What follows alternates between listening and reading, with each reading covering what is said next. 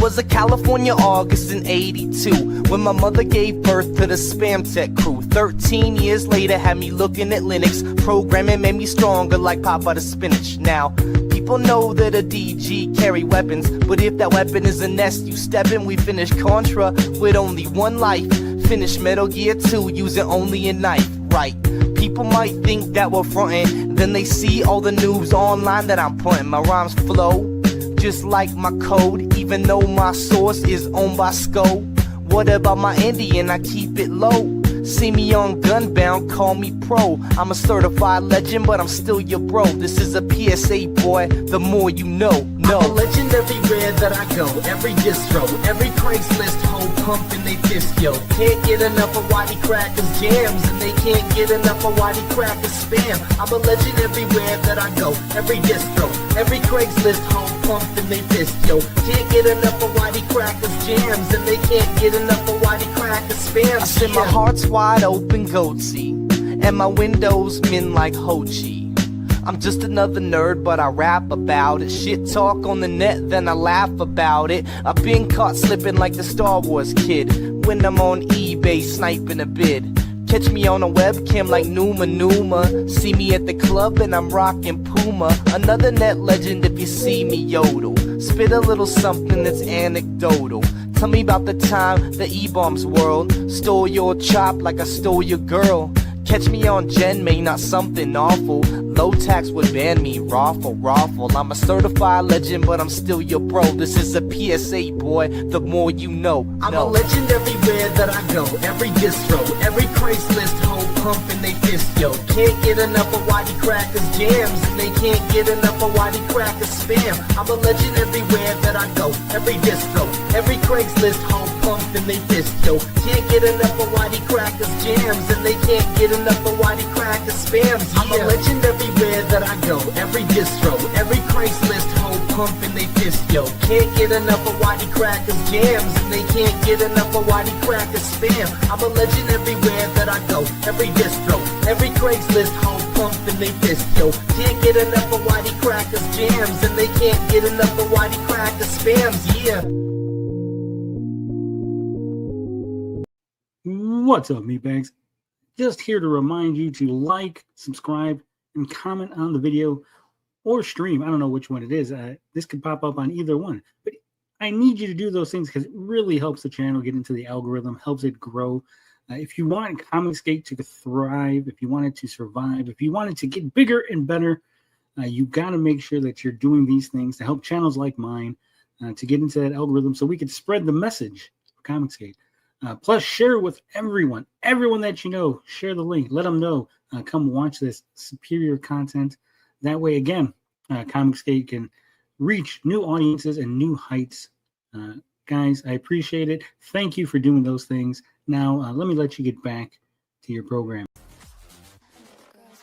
Okay, so here's the shop, by the way. frog-tony-shop.fourthwall.com. Hey, get out of my way. I gotta see what Tony TGD's gonna say. Time to listen to the geeking away. Cause I rock so many geeky films, games, and TV shows. Maybe if we're lucky, the weather expose the amigo. Hey, get out of my way. This season using hot takes, so you might as well stay. It's time to listen to the geeking away. What's up, meatbags? It is the often imitated, never duplicated, chosen one in CG, Chicano Stanley, bad guy, bad dude, bad actor, the lighthouse in the middle of the sea, leading you to Comicsgate Destiny, the king of the bog, the Teflon Frog, the one, the only, the dipshit that calls himself Frog motherfucking Tony.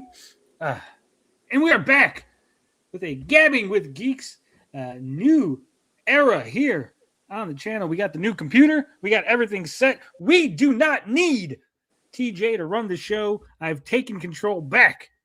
Damn. And boy, do we got a lot of things to talk about.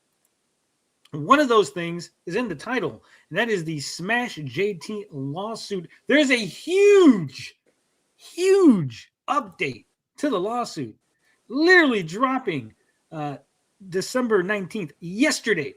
Man, these attachments are something. We also got a indie.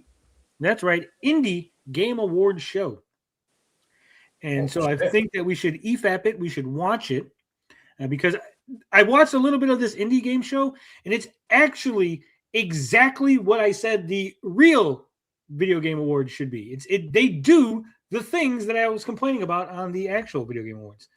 We got Eric Winberg says, "Woo! New computer."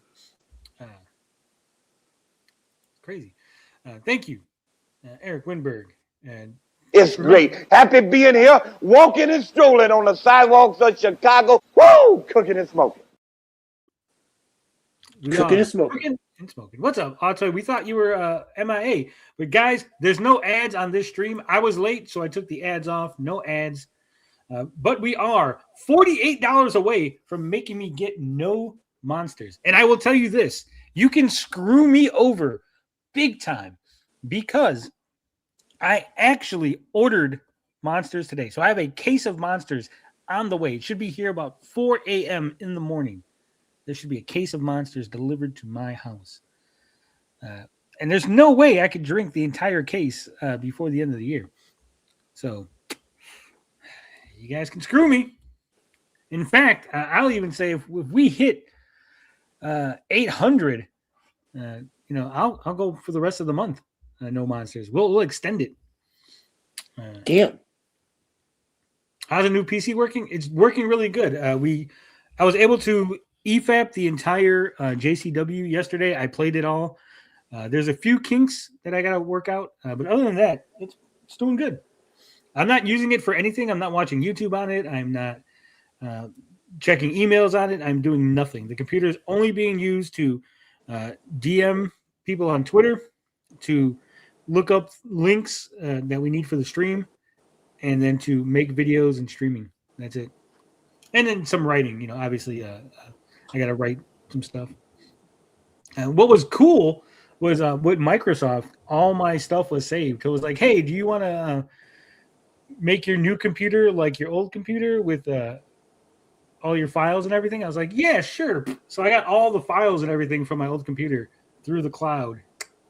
Nice. Computer. It's pretty good. I don't like the way it's set up though. Like the taskbar is on the bottom instead of on the side. Some other things. Skynet always remembers. Yeah. Always. How's your day been, TJ? How you been doing? Oh, it's been great. I hooked up with one of my old friends, and then we started playing Vampire Survivor. I'll tell you what, TJ, you had me in the first half. When you said I was like, oh shit, TJ got a story. And then you said, one of my old friends. I was like, oh, the story's getting better.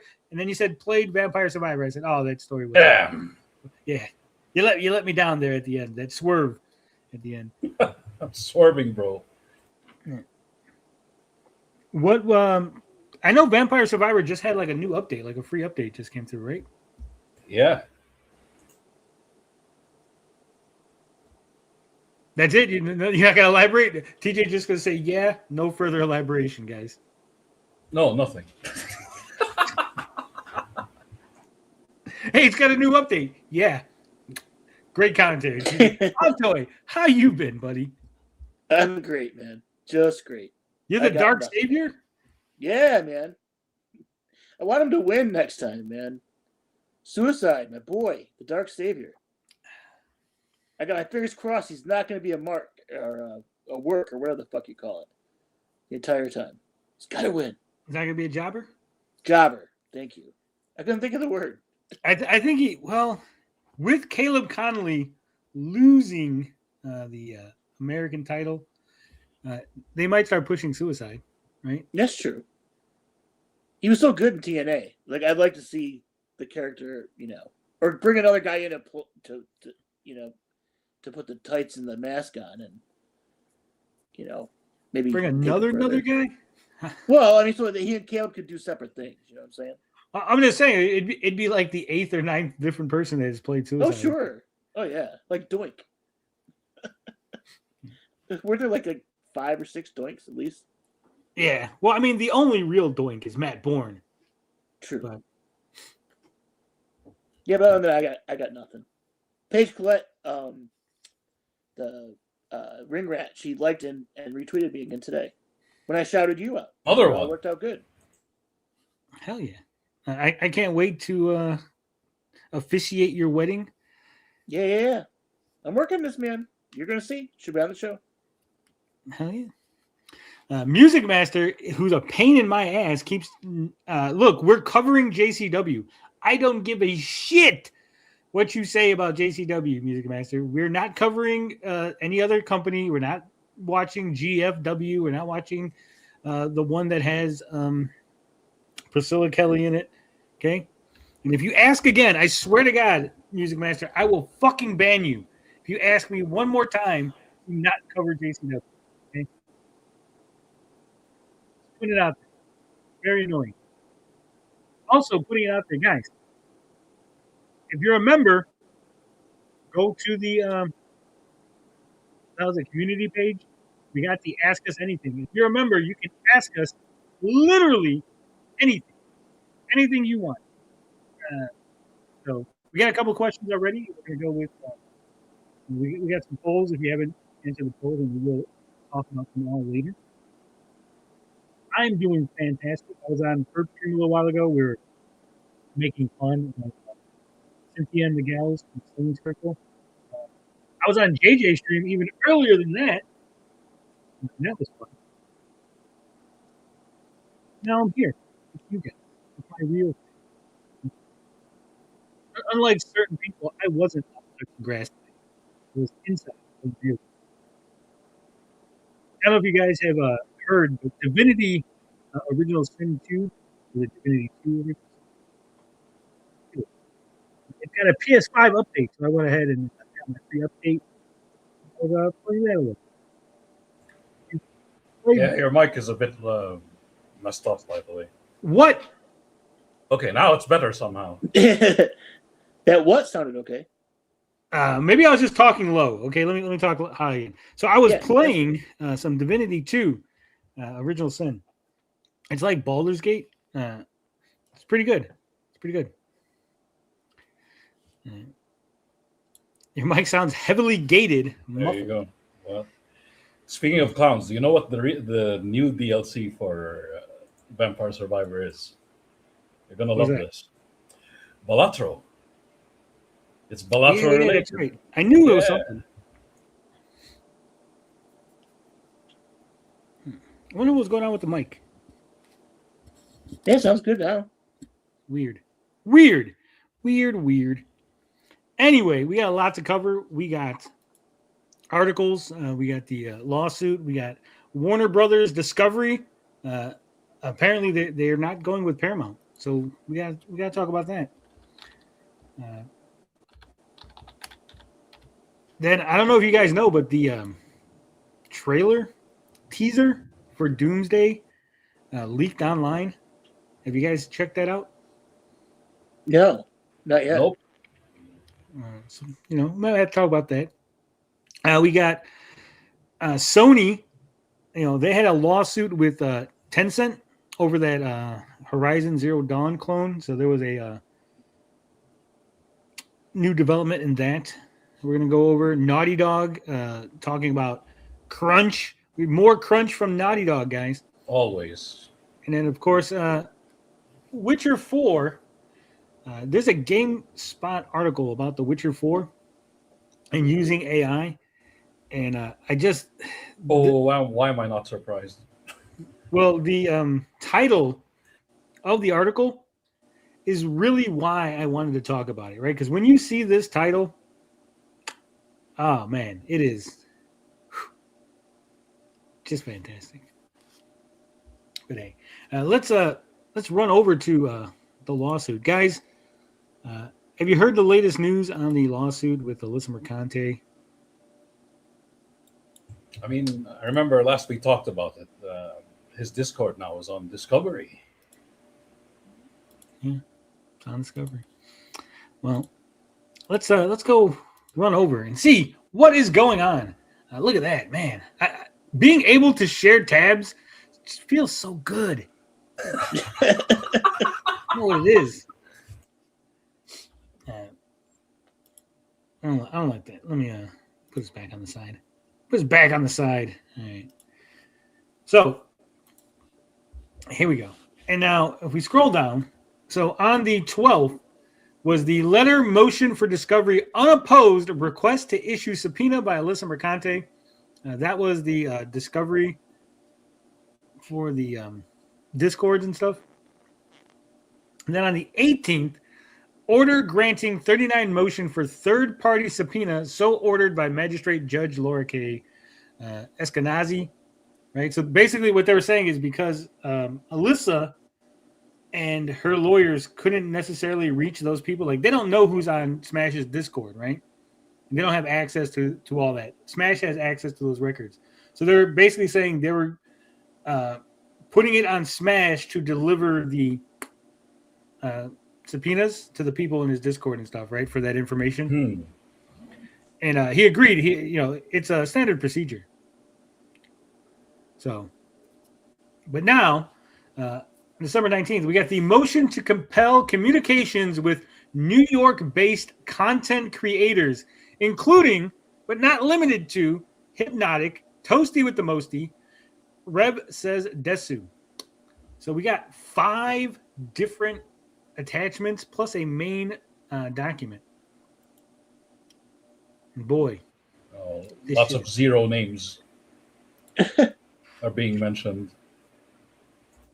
All right, so this is Honorable Lara Ashkenazi as the judge. In reply to Mercante versus Targia, right? It says, Dear Judge E, as the court may recall, my firm with co-counsel represents plaintiff in the case above. Pursuant to the court's Rule 3B, I write to move to compel discovery. As of today, despite plaintiff serving documents request in August, defendant has produced a grand total of 2 documents. Oof. So back in August, remember we were talking about how there was all kind of agreements and they were agreeing on the preliminary discovery and everything, right? And so Alyssa sent things over to Smash in August, and then Smash has not answered the things that he was supposed to. It says total of 2 documents. While that continuing failure remains, in light of the need to extend jurisdictional discovery deadlines once already, and in an effort to get things moving, this motion narrowly addresses a subset of documents, namely, as Judge Brody directed for jurisdictional purposes, documents that go to, quote, the extent of defendant's relationship with New York-based content creators, including, but not limited to, Hypnotic, Toasty with the Mosty, and Rev Says Desu. It says, defendant has made clear, even as he plans at some point to cure the lack of meaningful production, he intends to only produce a, quote, very limited subset of communications with New York-based content creators, including, but not limited to, Hypnotic, Toasty, and Rev. Limited, as we understand it, to those that specifically discuss things like physical visits to New York. Accordingly, this motion follows. So Smash is trying to weasel his way out of producing documents that could incriminate him and his associates, right? Right. Sturgis is going to be there 100%. Documents, photos, evidence. Remember, these channels are verified on YouTube. Their YouTube info are legit, Lamau. Yeah, so Smash, by his trying to limit it, he's trying to be like, well, I don't know if they live in New York, and they didn't say anything about being in New York, so I guess I don't have to give it to these people, right? So it says, plaintiff has served 2 different sets of discovery requests attached hereto as exhibits 1 through and 2. Defendant has responded to both, with those responses attached hereto as exhibits 3, 4. Respectfully, the initial responses responding to the initial request and the supplemental responses responding to the supplemental request. As agreed by the parties, the initial requests were temporarily narrowed to only include jurisdictional discovery issues since they were issued before ECF number 37. For context, in ECF 37, the court directed jurisdictional discovery to focus on 4 subjects. 1. Defendant SmashJT's website interactivity and business conducted within New York and with New York residents. So again, they want to know how much business the website does with the people of New York, right? Is there a substantial amount of business being done through the website in regards to New York? Smash, I think he sells things on the website, like merchandise stuff, right? Merchandising. So I would assume they're trying to include, like, if someone from New York, say, bought a SmashJT shirt, would that would count as commerce within New York, right? Again, in my opinion, all very tenuous, all very like bad, just bad overall. Like, this should not be allowed, right? But the judge is willing to hear the argument. I guess if there is enough people that have bought merchandise or memberships or whatever subscriptions to the website through New York, the judge might go, well, Big trouble. Did business here, right? Apparently, he sells tea, just like quartering sells. No, coffee. quartering sells coffee. Yeah, He smells Coffee He brand sells coffee. tea. he sells Smash J's tea. Yeah, see, Gay. get it? Yeah. Tea. How Get it? big is his Discord server? I have no fucking clue. But I would imagine his YouTube channel has what, like 50,000, 100,000, something like that on Yeah, YouTube. don't forget, he has a bunch of orbiters, including Sturgis. So Yeah, I would imagine there's probably at least 1,000 people. That's like a super conservative right. estimate, right? Because you got to remember, there's going to be the people in there that are SmashJT's friends. There's going to be people in there that are like SmashJT's fans. There's going to be people that might be like Hypnotic fans or other people that maybe know of Smash through other means, right? In there to support him. So the more the judge thinks JT is screwing with the court, the more the other side might get away with. That is also true. Yes, he's not helping his own case by doing all these shenanigans and hibbity-jibbity.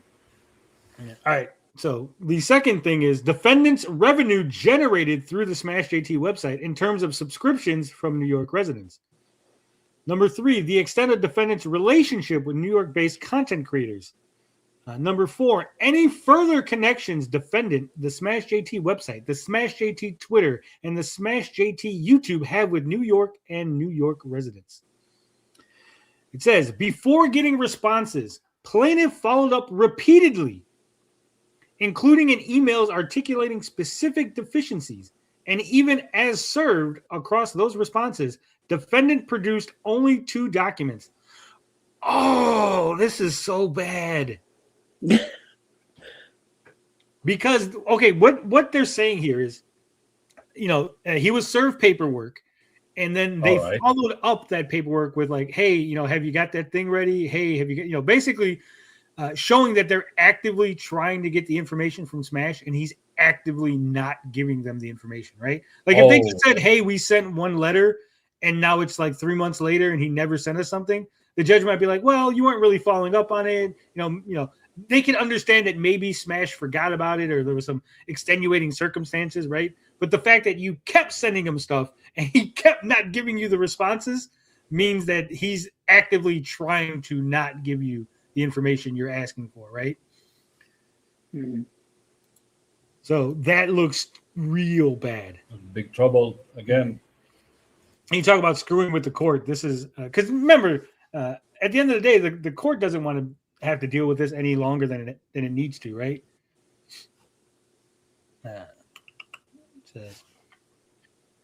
Only 2 documents. 1, a spreadsheet covering information about donors to his litigation Give, Send, Go, and a printout of his website's source code.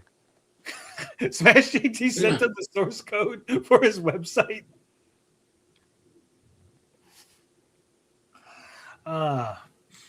On December 10th, the parties met and conferred for approximately 30 minutes During that first meet and confer, defendant committed to producing 2015 amendment complaint discovery responses. Accord, Fisher v. Forrest, 2017 U.S. District, Lexus, blah, blah, blah, at 2 Sydney, blah, blah, blah. Within a few days, certain information very shortly thereafter, and a meaningful production within about a week, or a later agreed time thereafter. Defendant also asked plaintiff to serve a detailed formal deficiency letter with details about why some of plaintiff's claims that no responsive documents existed were wrong so he could review. So Smash is basically saying, well, you asked for stuff, but those things that you asked for aren't real. I can't get you those things, right?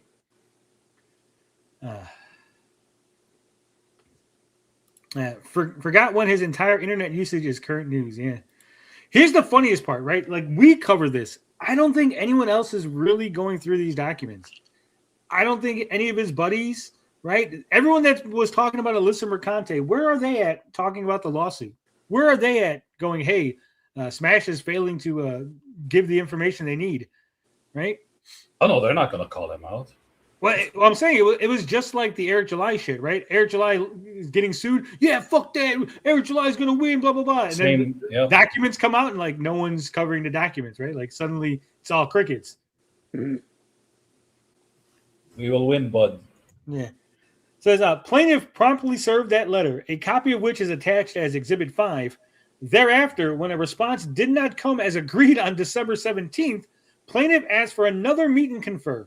The parties met again on December 19th for approximately 20 minutes.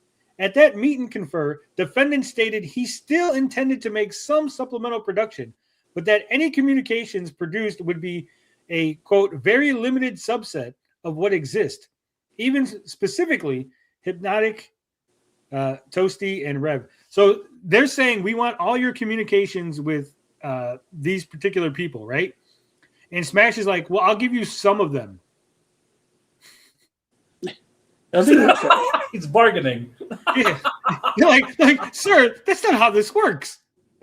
We need all of them. Because here's the reality, right? What you think is relevant and what the opposing counsel thinks is relevant could be two different things, right? You've seen it all the time, the way I get super autistic about the way people say words, or like how you catch something, like, oh, did you catch what he said? And then there could be references, right? There could be references where they don't use Alyssa's name, but they might say something like, oh man, that bitch is going crazy again, right?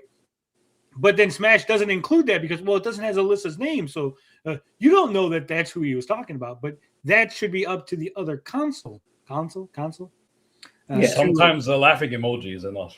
Yeah, but that's what I'm saying. Like, he's trying to, like, limit what they're getting so he can frame it a certain way, and so he can, like, see, I didn't do the thing, or I didn't say the thing in private, right? Because there's probably a whole bunch of shit in private that he's saying about this case and about other things. Hell, he might be talking shit about the judge. That's what he's afraid of. You never know. Hey, it's Retro Bro. He says, hey there. Hey, everyone. Didn't see you coming. Yeah. I'm going to tell that to the IRS when they come knocking on my inbox. I'll just give the IRS some of their requested info. But, Tony, there's nothing spicy there. Yeah. Nothing at all. It says, defendant... wait, I'm not here. Hold on. I'm over here. Sorry. Accordingly, the parties agreed they were at an impasse, and to keep jurisdictional discovery moving, in light of the need to already extend the deadline once, this motion should be made without further delay. Thus, plaintiff now moves to compel.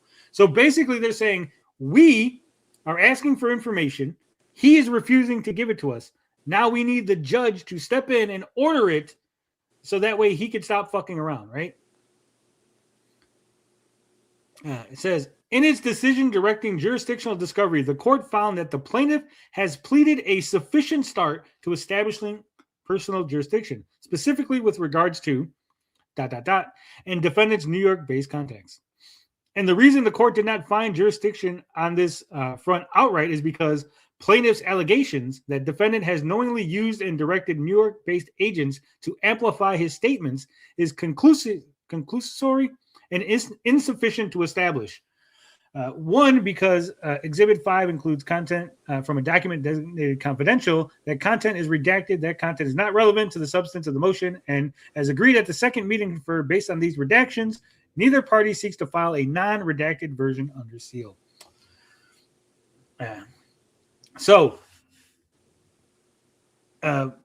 Basically, Alyssa is saying that at some point, Smash in a conversation with, because we know how this stuff works, right? Like, we're not stupid, okay?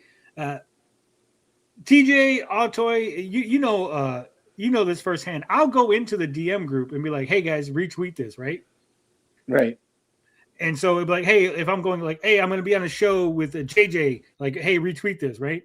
And so I can 100% guarantee there was at least situations where Smash is like, hey guys, can you retweet this? Or hey, can you make sure you let your audience know about this? Or hey, could you talk about this thing, right?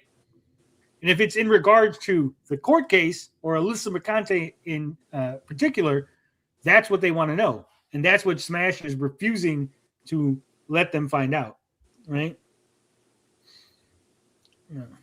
Says, isn't this why most people stay quiet when being sued? I mean, he's been making a spectacle of it. I can see how he easily have dug himself into a hole. Yes, it's all his fault. All he does is double down and put himself into trouble. A conspiracy to commit nerd shit. Yeah. Essentially, that's what it is.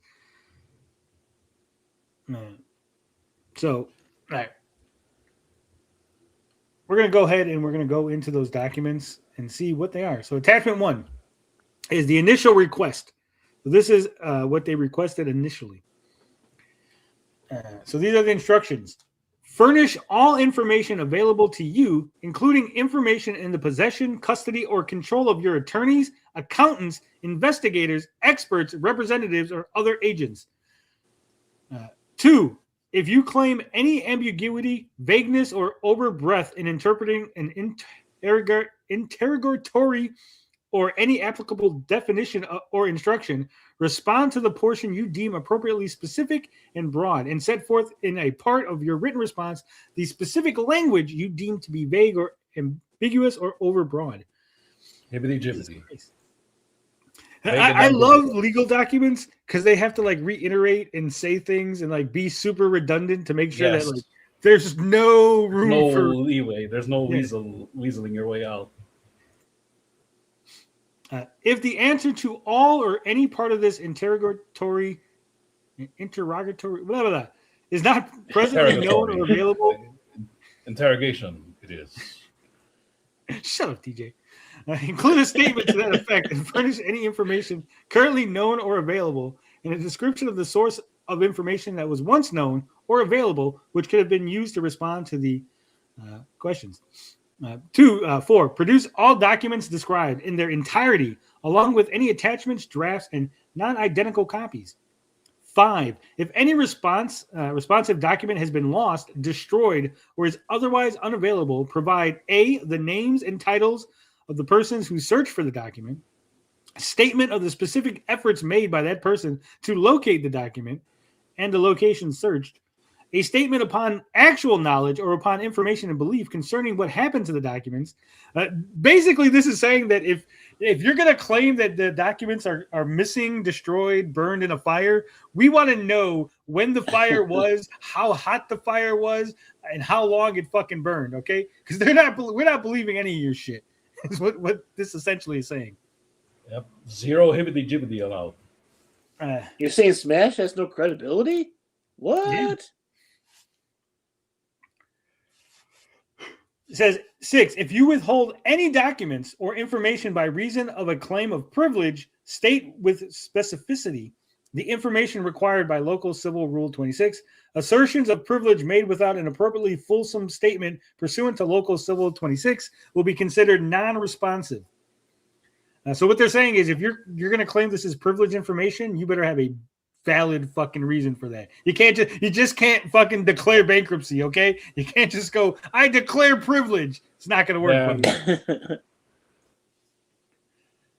No That's one of the best episodes of The Office where, like, you can't just say bankruptcy. He's like, I didn't say it. I declared it. All right. 7. Pursuant to Federal R. Civ P 33, the interrogatories must be answered by the party to whom they are directed. In the case of the City of New York, by any officer or agent of the City of New York, each must be answered separately and fully in writing under oath, and the person who makes the answers must sign them. These requests are continuing. If at any time after service of answers hereto and prior to the trial of this action, defendant obtained or became aware of additional information pertaining to any of these requests, the disclosure of which may be required pursuant to Rule 26 of Federal Rules, defendant shall, within 30 days and in no event later than 5 days before trial, serve upon the undersigned supplemental sworn written answers setting forth such additional information. What this is saying is essentially, if after he submits information to them, if new information comes to light, he has 30 days to get it to them, but it has to be at least 5 days before the trial. So depending on when he learns the information, right? Any questions so far? I know I'm reading a lot of legal hibbity-jibbity. I'm trying to follow along. So far, so good, I think. Retro Bro says, I don't think he's too optimistic. In my opinion, he can't continue to pay Ron unless he wants to bankrupt himself, which is probably what this is meant. Slow down, man. Type normal thing. Yeah. What this entire thing is meant to do. Alyssa's lawyers are working for free. Oh yeah. He should just married all of his co-conspirators. Okay, there you go. Look, I turned Mormon and just married everybody, okay? Smash wanted Rule 34, and he ended up with Rule 26. I don't know what that means. I am not a pervert like the rest of you guys. You might end up becoming a Rule 36. Who knows? As long as that Rule 6-7. And it says 9, to the extent any request is overlapping, defendant may simply identify where the requested information has already been produced by Bates number. All right, so that's basically what they requested, right? And so let's see what Smash replied. So these are the initial response would be 3, right? So this is Smash's initial response. Responses and objections to request for production. Okay. 1, please provide copies of all documents identified in response to the operative interrogatories. Response: subject to the objections set forth in the respective interrogatories, the requested documents are served herewith. Okay, so that he gave them that. Number 2, deferred. Number 3, deferred. Number 4, deferred. Smash. You can't just say deferred on everything, buddy. No, that's deferred. Number 5, please provide full resolution video of all YouTube shorts, reels, streams, or other online video communications that have featured Jeff Targia concerning Alyssa Mercante or the subject of the lawsuit as concerns discoverable information bearing on personal jurisdiction. So they want every stream, video, YouTube, short, reel, fucking Instagram everything. Shit. Any video footage of Smash talking about Alyssa or the lawsuit, they want it. And he made AI videos of the judge, remember? Oh boy. Oof. Imagine if the judge sees that. His response: defendant discussed the issue of jurisdiction in a live stream located at blah, blah, blah. He has also alluded to or discussed his residence in the state of California and other uploads too numerous to list, and regarding which searching and collection would be unduly broad and unreasonably burdensome. And he objects to any suggestion that he's required under the applicable rules to produce such information. So Smash is refusing to give... and remember, when you do YouTube, you could just go... It's real simple, guys. I don't understand. Like, in YouTube, I don't know how Instagram works, but in YouTube, you could just go to your back end, go to your video, and hit download. Right? He could just download all the videos where he talked about it. I mean, because Smash, they're all labeled. Fucking Alyssa Mercante's a bitch. Alyssa Mercante's still a bitch. Did I tell you Alyssa Mercante's a bitch? Right? Just download the videos and fucking give them to them. It's the lawyers. This is Discovery. This is part of the Discovery process. All right. Number 6 was deferred. Number 7, please provide documents. This is the best one. Please provide documents concerning Kiwi Farms, including especially communications between you and any member of Kiwi Farms, as concerns discoverable information bearing on personal jurisdiction. Response: defendant neither possesses nor controls custody of any responsive documents. Smash, you don't have any, so you've never been on Kiwi Farms? You never talked to a single person from Kiwi Farms? You never A-logged and shit over there? Come on, Kiwi Smash. Let's be real, yeah. Number 8, deferred. Number 9, please provide all records of financial transactions from Give, Send, Go that concern the lawsuit, as concerns discoverable information bearing on personal jurisdiction. Responsive documents designated as confidential are served herewith. Number 10, please provide all records of income from your YouTube channel from March 1st, 2024 to present, as concerns discoverable information bearing on personal jurisdiction. Response: defendant neither possesses nor controls custody of any responsive documents because YouTube does not provide user with a breakdown of income by state of origin. So Smash is saying, well, I don't know who's giving me the money or where, right?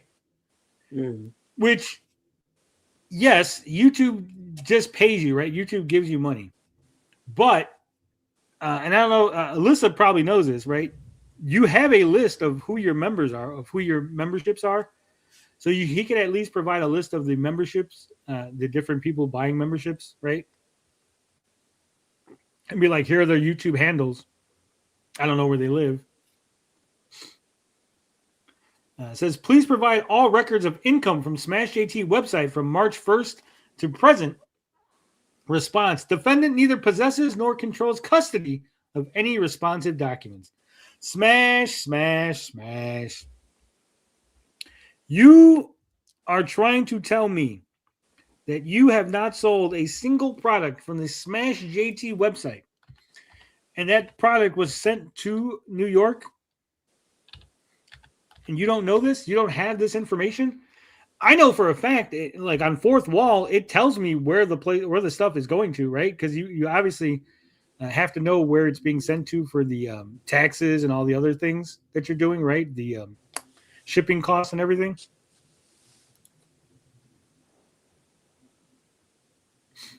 Smash got his lawyer from the firm of Deferred. It's all deferred. Follow the money. Que bono, that's what they say. You know, who benefits? Yeah. So I'm on the Smash website right now. He has t-shirts, hoodies, mugs.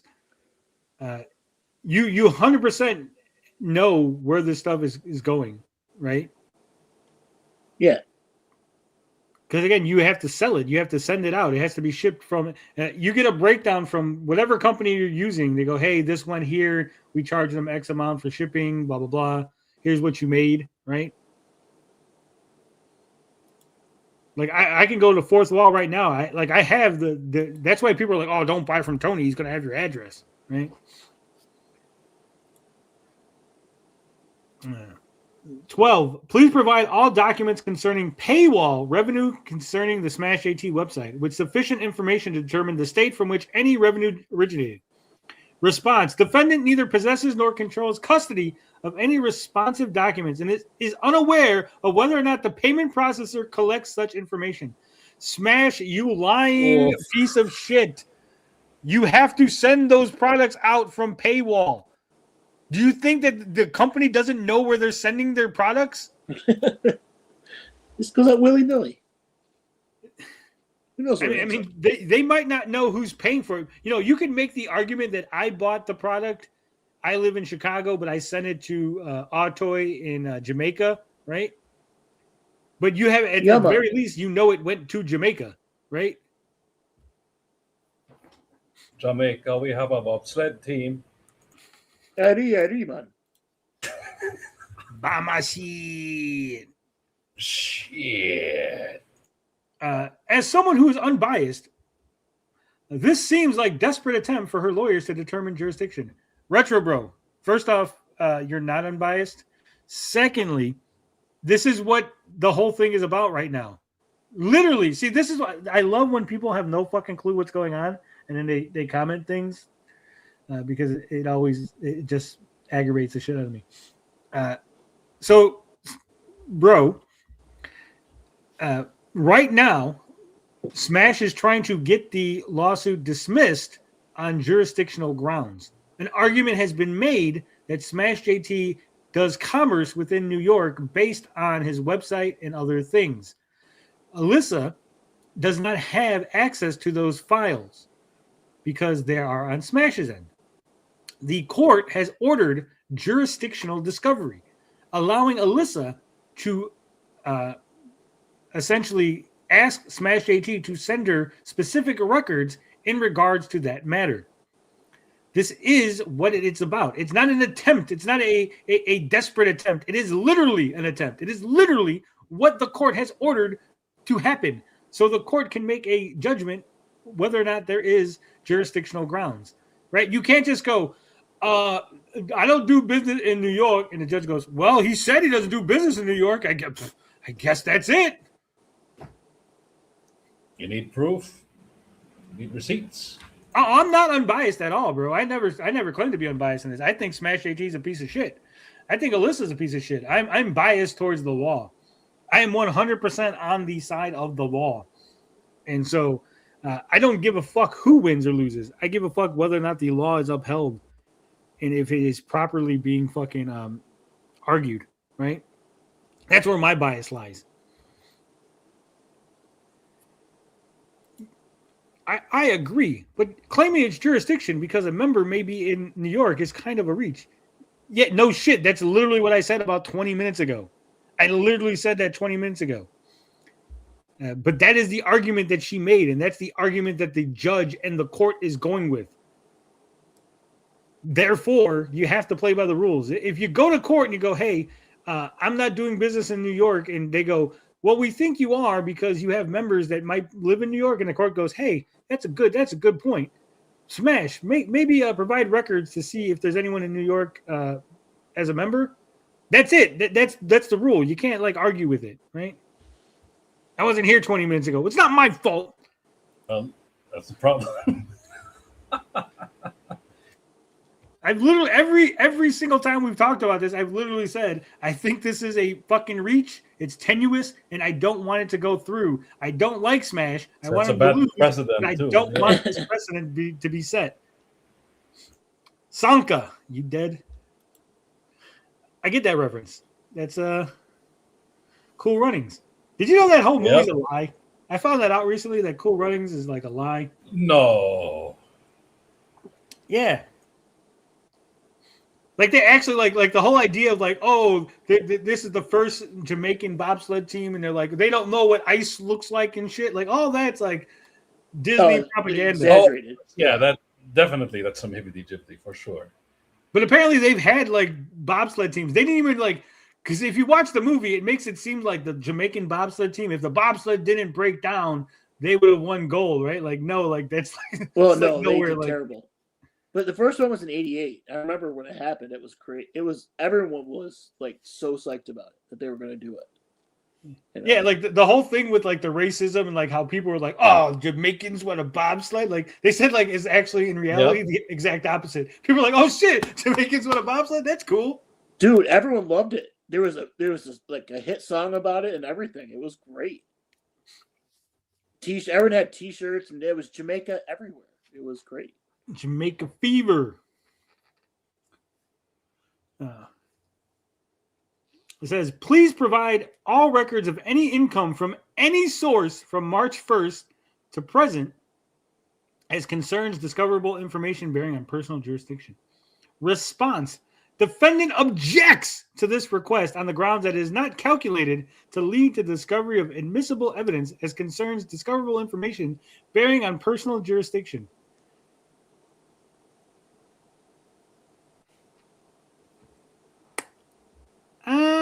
This seems like some hibbity-jibbity here, Smash. So basically, Alyssa's saying, if you got any other source of income, we would like that information, and we'd like to know where that income's coming from, right? Now, Smash is saying, hey, it's not going to be, there's not going to be admissible evidence, so it's not we object to that, right? Well, this is almost like an admission that he is getting some other income, and B, it feels like quite possibly that he's getting income from somewhere that might be based in New York, whether it's from Hypnotic and them giving him money, behind the scenes or something, right? Because if they asked me, hey, we want any other sources of income, I'd be like, I have no other sources of income. I'm not getting any, right? That seems like to be a normal response, but he's basically like, no. So it feels like he might have some business relationship that might be tangentially related to New York, right? It's in big trouble again. 14.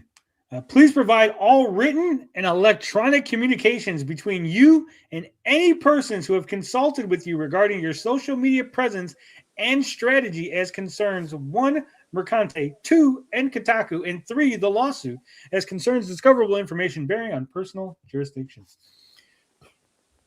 Response. Defendant neither possesses nor controls custody of any responsive documents.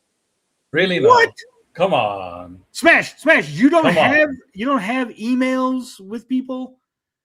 He's saying, remember, he's not saying that these things don't exist. He's not saying, hey, I've never talked about the lawsuit or Alyssa or with anybody. He's saying I don't have them. I can't provide you with them because I can't get my hands on them. Smash, you have access to your own Twitter. You can download Twitter. Twitter has a feature where you can download your entire fucking data from Twitter, which would include all your DMs with all the people that they need DMs from, right? Your emails can easily be downloaded, right? Your text messages, if you have a phone, you can contact your phone company and they can provide you with all your text messages in a nice downloadable format, right?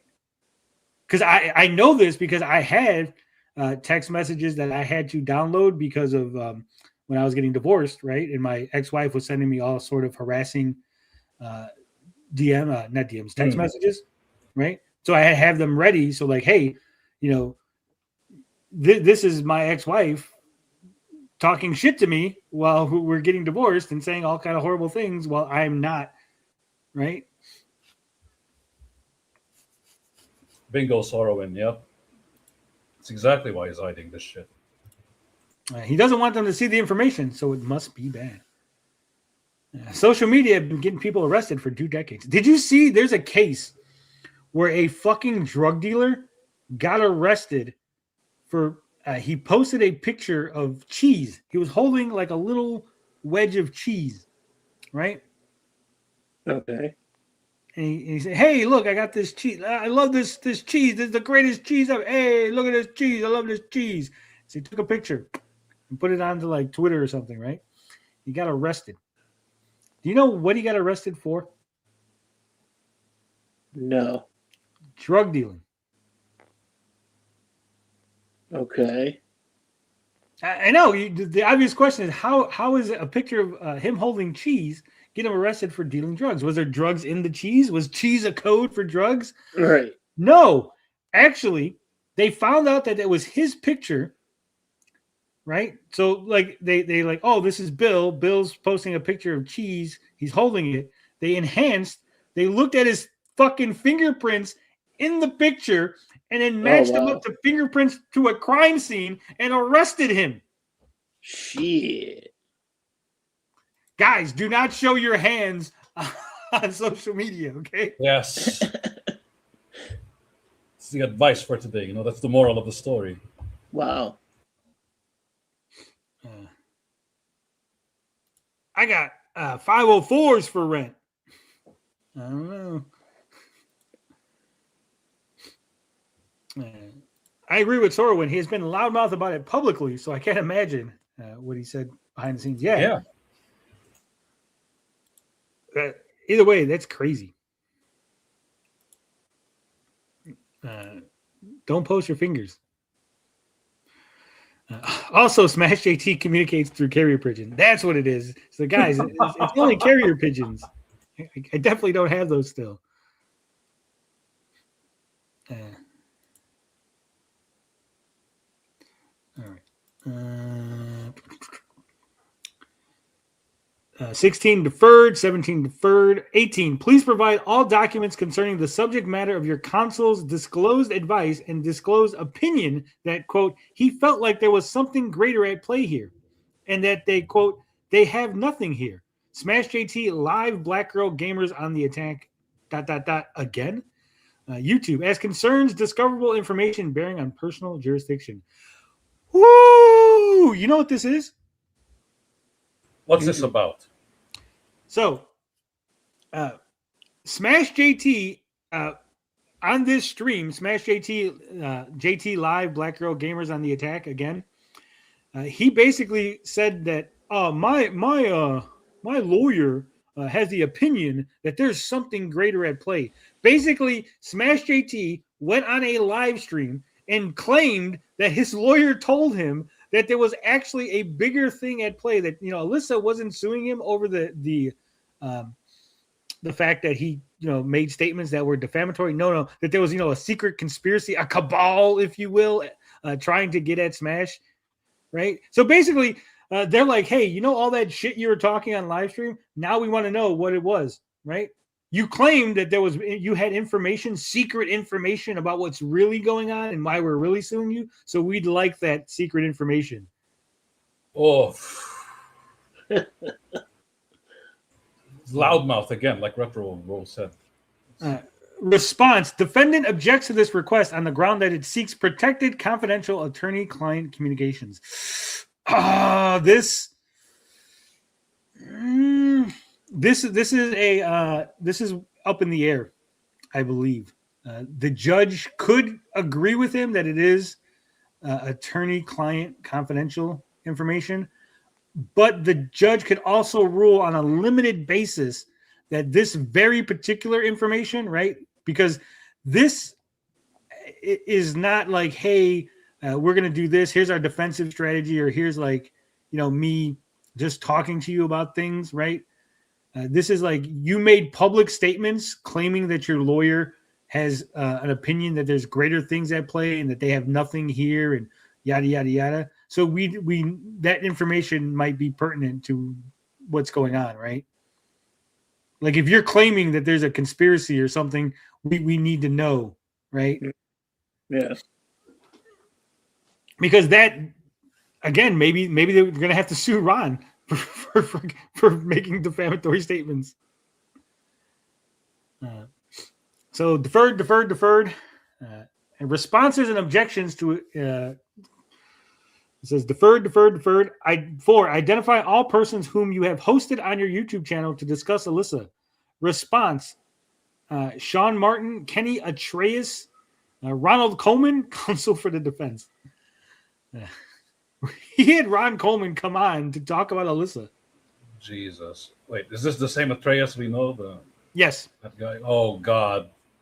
All these people, all their names are going to show up. Sturgis is going to be there one of these days.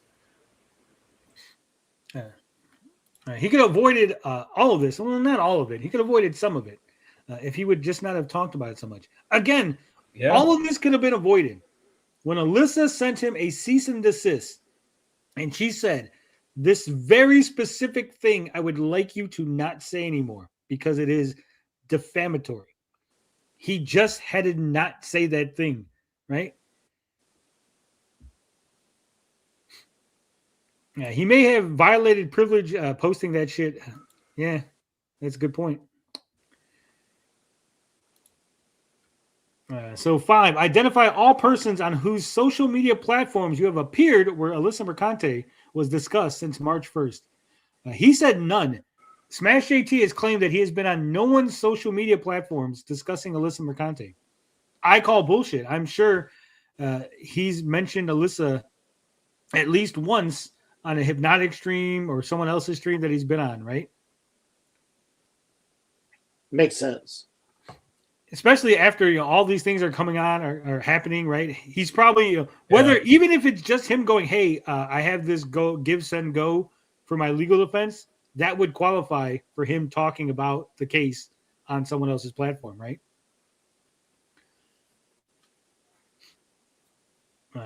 6 is deferred. 7, identify all your monetized videos or social media posts concerning Alyssa Mercante, this litigation or any subject concerning this litigation, and identify the amount, any income from those posts or videos as concerns discoverable information bearing on personal jurisdiction. Wolf. Response. Defendant objects to this on the grounds that it is unduly broad. I don't think it's unduly broad. I disagree on that one. And unduly burdensome. Burdensome. I believe it is maybe too burdensome because, again, he's getting money from like tweets. I don't know. Is he monetized on Twitter? I know he's got a check mark, right? Yeah. But I don't know if he's monetized because you can get a check mark without being monetized. But if he's monetized on Twitter, it would be really hard because it's not like YouTube where it's like super chats and stuff, right? But he could have at least provided, the streams and stuff. Say, here are the streams. Here's like the people that super chatted me. Because you can go back to the stream and find that information. It's not hard. Again, I use StreamYards. So on StreamYards, I have it where it automatically stars everybody who sends super chats. And then I can go back to an old stream and it'll still be there, right? That information's still there. And that's an easier way to do it. But even on YouTube, you could just go on YouTube and look because we pull up the super chats and stuff. So it's not hard, or it'll be in the chat itself. I mean, it'll be a pain in the ass. And it's definitely not something that's going to take you 5 minutes, but you're in a lawsuit. That's what it is, buddy. Right? Yeah. Says a plaintiff is aware that defendant has discussed the topics listed on dozens of live streams and many social media posts. It would be unduly burdensome and out of proportion to the value of the discoverable information sought. 8, identify what internal metrics or software you use to track income and profitability from your social media endeavors. Response. Defendant objects to this on the grounds that it is not calculated to lead to discovery of admissible evidence as concerns discoverable information bearing on personal jurisdiction. Without waiver of this objection, defendant states that he's utilized YouTube's data and metrics as well as Social Blade. Well, I know, let me see. Let me go to my back end because I know you can go to your studio, right? And you can go to your content. Yeah. And say I go to videos, right? Videos. So I can go to the analytics on my video. And then I can show audience, right? And then there's a tab which shows, where is the location? Top geographies, right? And I think that it doesn't break it down any further than United States. I don't think there's a breakdown by state. No, actually, hold on. Audience by cities. There is a breakdown, apparently, by cities. Oh, shit. So right now, apparently, but it's only showing on mine. It shows one from Canada. It says 10. I got 10 views from Canada on this stream or this video I'm looking at. But it's not showing any other cities, which is weird. Well, hold on. Let me.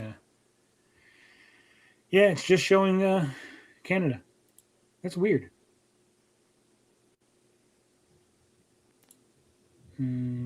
Geography. So yeah, it shows United States, but it doesn't break it down any further than that.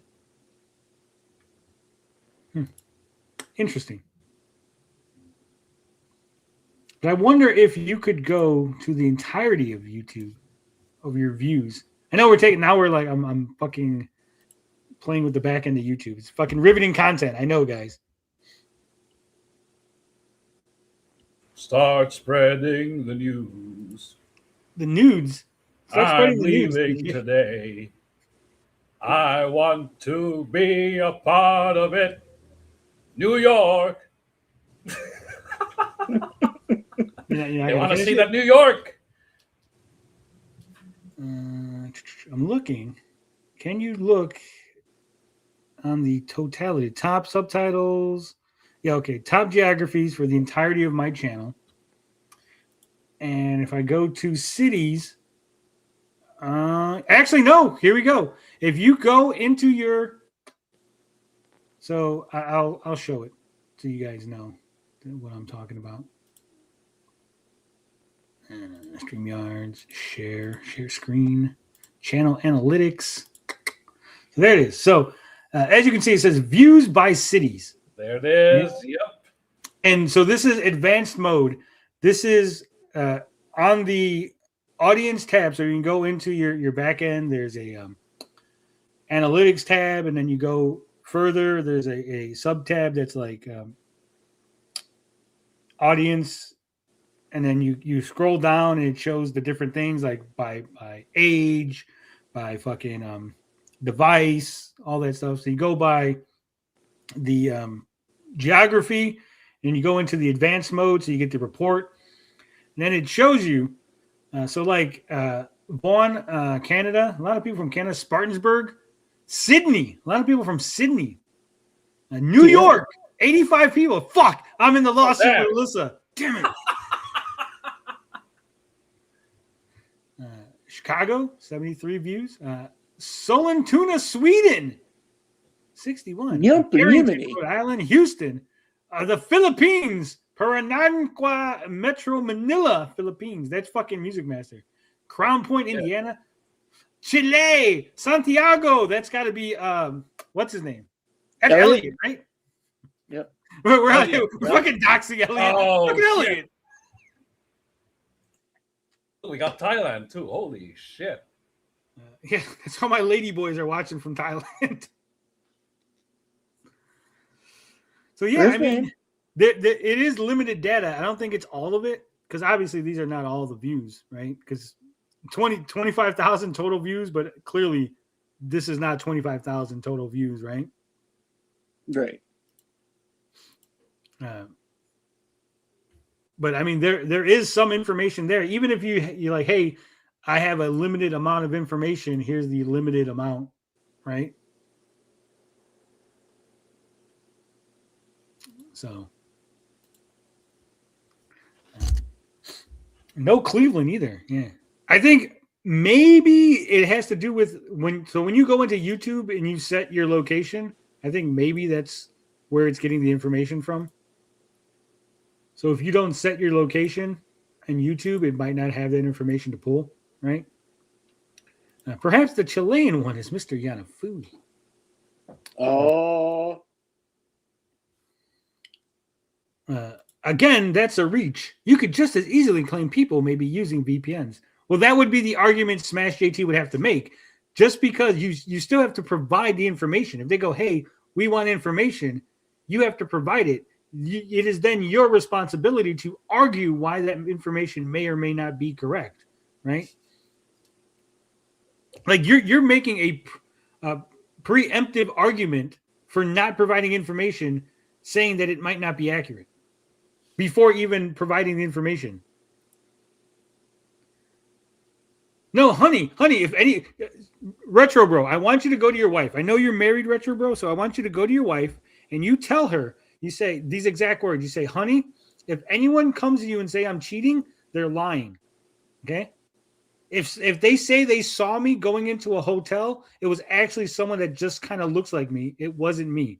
You tell her that, and you see what her response is to that. Okay, if her response is, "Oh, thanks for letting me know, we're all good," then I'm wrong, and you're right. Okay, but if your wife throws you out of the house for saying that, and then thinks that you're definitely cheating, then clearly I know what I'm talking about. Oh God! Remember when certain YouTubers would tell you that shit?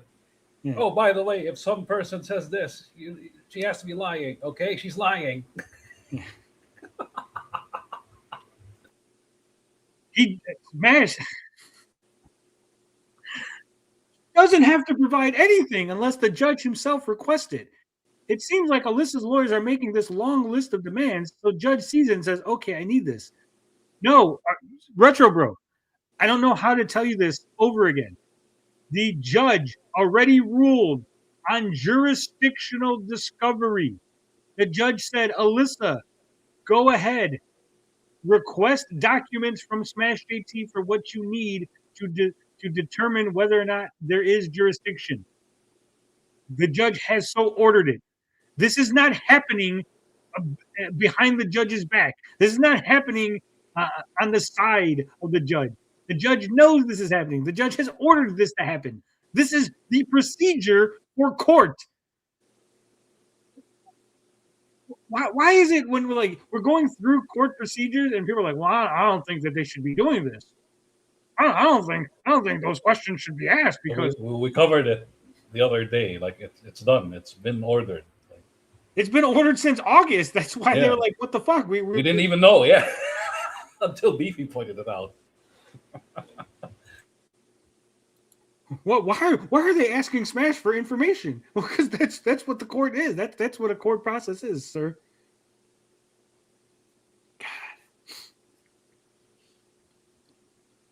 God. Defendant states that he utilizes YouTube's data. Well, we've seen YouTube has data and metrics as well as Social Blade, right? 9, 10, and 11 deferred, and then there's Jeff saying that this is definitely my statement. So, of course, they had supplemental request. Let's see if we can go just down to the request part. Right. These are instructions. These are definitions. So these are requests. These are the supplemental requests. 24, because in Smashes, I know there's going to be a lot of deferred, and we're not going to know what they were. So 24, all documents concerning your ownership and management of the SmashJT website, including but not limited to documents concerning purchase of the domain, document that shows when you utilize Wix to set up your website, including any documentation for anyone who performed contract or free labor in assisting you in setting up or maintaining the website. 25, a copy of your website's code, including any interactive elements. 26, all documents concerning purchases or uses of the SmashJT website by location, including potentially server logs for the SmashJT site showing, in particular, any users who log in from an IP address located within the state of New York. B, documents concerning which products offered for sale on your website or platform you control that were directed to or shipped to an address in the state of New York. Ooh, this is them getting more specific, like exactly what I said. Yep. 27, server logs for your Discord web server showing, in particular, any users who log in from an IP address located within the state of New York. 28, any document, including bank statements, reflecting payments to or from a New York resident concerning any of your activities on X, YouTube, the SmashJT website, and the like. 29, any tax document filed with a state or federal taxing authority showing income earned from the state of New York. 30, any tax documents filed with a state or federal taxing authority showing business expenses from a company or individual located within the state of New York. All that New York. Well, right here, showing business expenses, right? So Yeah. this could be, so if SmashJT filed his taxes and he wrote some stuff off, right? Like let's say he had a lawyer that lived in New York, and so he wrote off the legal fees, right, Ooh. as a business expense, right? Then that would qualify as doing business within New York, right? So, I mean, hopefully Smash's taxes are all on the up and up, and he hasn't fudged any of the taxes. And God knows it. Hopefully the IRS isn't listening to this, because God knows. Oh boy. I would definitely. I've fudged a couple of numbers here and there, right? We all do that, right? I'm sure you fudge your taxes a little bit, right, Altoy? Isn't that the American way? I would never. Ever. Taxation is theft, it is. Bro, chill. I'm just asking questions. Well, there's stupid questions. You know the idea that there's no stupid questions? That's not true. They're definitely to be fair, he just arrived here. Like we've been covering this shit for quite a while. Like this is all new lore to him. Yeah, but he's not asking questions. Look, this is not a question. Where's the question? Show me the question in there. He doesn't have to provide anything. That's not a question. That's a statement. Those are statements you're making that I'm getting annoyed with. If you ask Okay, a question, if you said, hey, why is Smash providing this? Or why does Smash have to provide it? Or why is Alyssa asking these things of Smash? That's a question, and then I can answer that question. When you make a statement, you're now challenging what I'm saying and annoying me.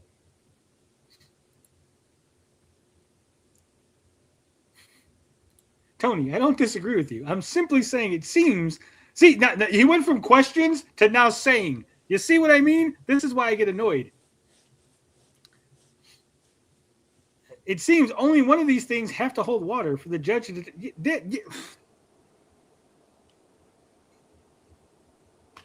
Yes, Retro Bro. That's exactly what's going on. That's why she's doing this. That's why the whole thing is happening. To determine jurisdiction, to find the one thing that the judge can go, yep, that's definitely business in New York. Ties him to New York. That's it. They want that New York. Because she's suing him in New York. The whole thing is Smash said, I don't live in New York. You can't sue me in New York. And she's going, well, you do business in New York. And the judge is going, prove it. Smash, provide any information she needs in order to prove or disprove that you do business in New York.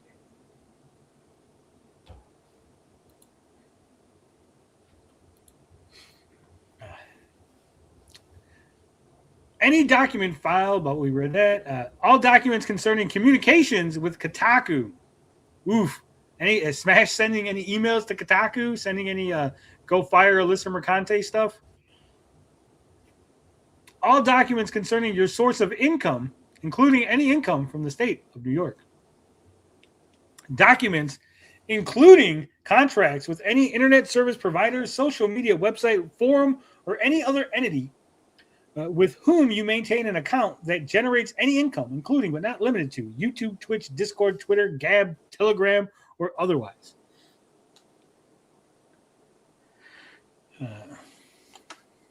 Documents reflecting any subscription on any platform by another to your content, including but not limited to Wix, YouTube, including Super Chats, Patreon, Twitch, Discord, or any other interactive website from any user with an IP address within the state of New York.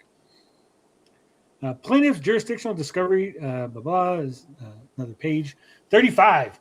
To the extent not covered by request 10, all information concerning Super Chat donations. 36. Documents sufficient to show the identity and location of all donors to your Give, Send, Go, GoFundMe, or any other crowdfunding platforms, including any donations or gifts from persons located within the state of New York or who list New York as their state of residence. I still think so. This is how finicky jurisdiction is. Okay, we all know that I live in Chicago, right? Mm-hmm. Okay.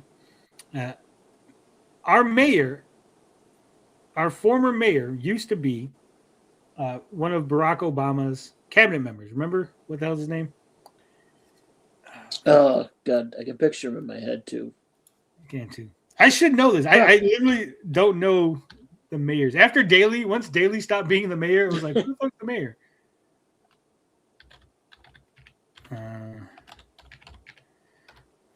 Rahm Emanuel. Yeah, God damn it. So Rahm Emanuel was the mayor of Chicago. They argued that Rahm Emanuel shouldn't be allowed to run for mayor in Chicago because he didn't live here, right? Rahm Emanuel argued that he had a residence in Chicago. Now, despite the fact that he didn't live in the residence, despite the fact that his mail was not delivered to the residence, despite the fact that he lived in Washington, D.C., because he worked in Washington, D.C. As part of, Barack's chief of staff, right? Right. The judge here in Chicago ruled in his favor and said, well, technically owning that house in Chicago that he doesn't live in, that he doesn't visit, that he doesn't get mail at, that he doesn't have any ties to the community, we're still going to count that. And he was allowed to run and ultimately win the mayorship of Chicago, right? And so all it takes, like if the judge just goes, well, 10 people live in New York and they gave you money and that was a business transaction, we're going to... There you go. I'm going to allow it. So I don't agree with it. I was very upset with Rahm Emanuel even being allowed to run, right? But because again, he lived in fucking DC for all those years because fucking he worked. He was the chief of staff, right? Mm-hmm. Hillary did that here in New York when she ran for senator. Like they were from Arkansas. You know what I mean? And like they didn't have a home anywhere but in the fucking White House. But then they bought a house in New York, so she got to run for senator here. That's bullshit. Yeah. And bro says, I haven't been following this like you. I've been busy. That's why I'm here. You're always such a hothead. Stop drinking so many monsters. I'm not a hothead. I get annoyed. Okay? Just like how the feds will find anything to link for interstate connections. Yeah, exactly. So... had to have been better than Lori Lightfoot. Yeah.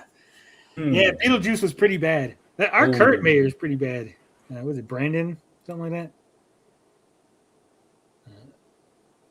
that? Mayor Daley, part of the problem is, and now you got me fucking talking about Chicago, right? But part of the problem is Daley sold off all of our parking meters and shit. Remember? And so like a lot of the income, because these idiots were like, oh, well, if we get like a $100,000 today, right? We don't have to worry about like the budget for this year. And so they sold all the fucking income from the parking meters for like the next 100 years or some shit. Some fucking ridiculous thing. And they basically calculated that like the amount of money, the amount of income generated by those parking meters would have, I think it was like $50 million or something like that. It was like over the next 10 years. It was some like really huge, ridiculous fucking sum. Basically, they sold all the income from the parking meters for like a fucking 100th of what they would have gotten. Jesus. Just for people parking. So, and I think here's my opinion on this, right? So if the city no longer gets income from the parking meters, right? How can it be illegal to not park there, right? Like a parking meter violation is a city thing. You get a ticket from the city, but the city doesn't control the parking meters. So how can a business give me a ticket that I have to go to court for, right? Yeah. True. So it don't make no sense. I think this hard like, times. If the city was smart, they should have just been like, we've passed an ordinance that you can no longer charge anyone for parking, and just screw that company out of all their income. Like, haha, like no one has to pay for parking ever again. Money's all Like, mine. why is the city allowing some other company to get all the income from parking, and then also we have to like comply to this? It's a city law that we have to comply to, being enforced by non-city employees. Yeah, it's absurd. So it's ridiculous. Anyway, where was I? Documents documents sufficient to show any private gifts in excess of $100 given to you for legal fees or anything related to the lawsuit from any person located within the state of New York or that has their official residence within the state of New York. Documents sufficient to identify Hypnotic, including whether Hypnotic has a New York address. We take this opportunity to note that portions of such information, like the actual home address, as opposed to the state of residence, can be designated confidential. So what they're saying here is essentially, you could just tell us that he lives in New York. You don't have to give us the 1, 2, 3, 4, 5 fake street, right? Which, everyone was worried that they were going to be fucking doxing and his information was going to get out. They're basically saying we don't need the information. We just need the, if he lives in New York, that's it, right? That's all they need. Business transaction in New York. That's it. I know this is super interesting to me and probably boring the shit out of everyone else, right? Well,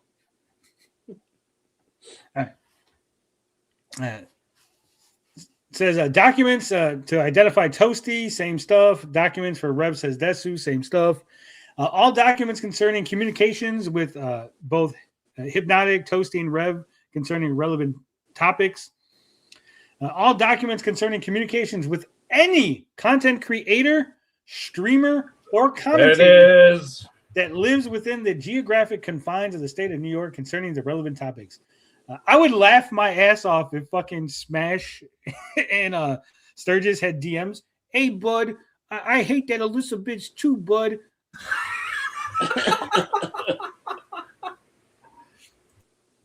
Keep in mind, he's in Florida right now, but he was in New York before. Yeah. It says, all documents concerning any revenue sharing agreements between you and any New York-based content creators. So if he went on anyone's show and they were like, hey, we'll give you a cut of the super chats or we'll give you $50 for showing up or whatever, he's got to tell them. It says documents concerning any travel by you to New York for personal or business purposes. And then it says documents concerning any podcast, YouTube channels, TikTok videos, Facebook, Instagram Reels, or similar online services on which you appeared, which were done with any person, whether the host of the service or not, within the geographic confines of the state of New York. And then documents concerning any other content creator who may or may not be a New York resident. All right. And so that was the supplemental request. And now the last document we're going to go over is Smash's responses to those requests. Oh boy. So I think the only one that he answered was that he gave him the code, right? So the response to concerning ownership says defendant objects to this request on the ground that is not calculated to lead to discovery. So Smash doesn't want to give them documents showing that he owns and manages his own website. And he doesn't want them to know when he set it up. See, this again. This is all sus behavior.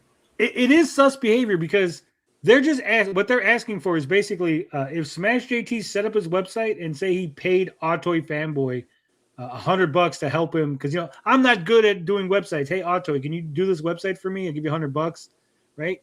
That's all they want to know. And so it should be a very simple here's all the documents showing that Smash is the sole owner, right? Because that's what they want. They want to know that Smash is the sole owner and he doesn't have maybe a New York partner that runs the website with him, right? So just go here's all the documents showing I'm the sole owner. No one was paid to help me set up the website. No one was paid to help me maintain the website. No, I don't have any paid staff working on the website. This is all me, right?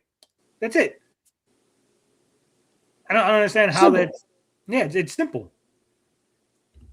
I mean, give Smash. If the information isn't damning and if it isn't a concern, privacy matter, right? giving them the information is just going to mean that they have more fucking documents to look over, right? Like, here you go, Alyssa. Waste another hour of your life reading documents that say I own the website. Smash bought a slice of $1 pizza in New York. It all comes crashing down. Look, he did business in New York. He had a pizza party in New York for his family. So the website, they gave him the website code. And the documents concerning the purchase are used by location with the server logs. He says server logs, blah, blah, blah. His response, we don't possess nor control custody of any of those documents. Smash doesn't have any information. Again, this is where I'm calling bullshit, right? They want to know people that sold, shipping addresses to the state of New York. Smash, you're telling me that the site that you use that sends out things do not have any sort of documents for where the things are going, right? Come on. They want the Discord server logs. He says they don't have those. They don't have any logs. They don't know anybody's IPs from using the Discord server. Bank statements about payments from New York residents. He objects to the request on the ground that it is not calculated to lead to discoverable, admissible evidence.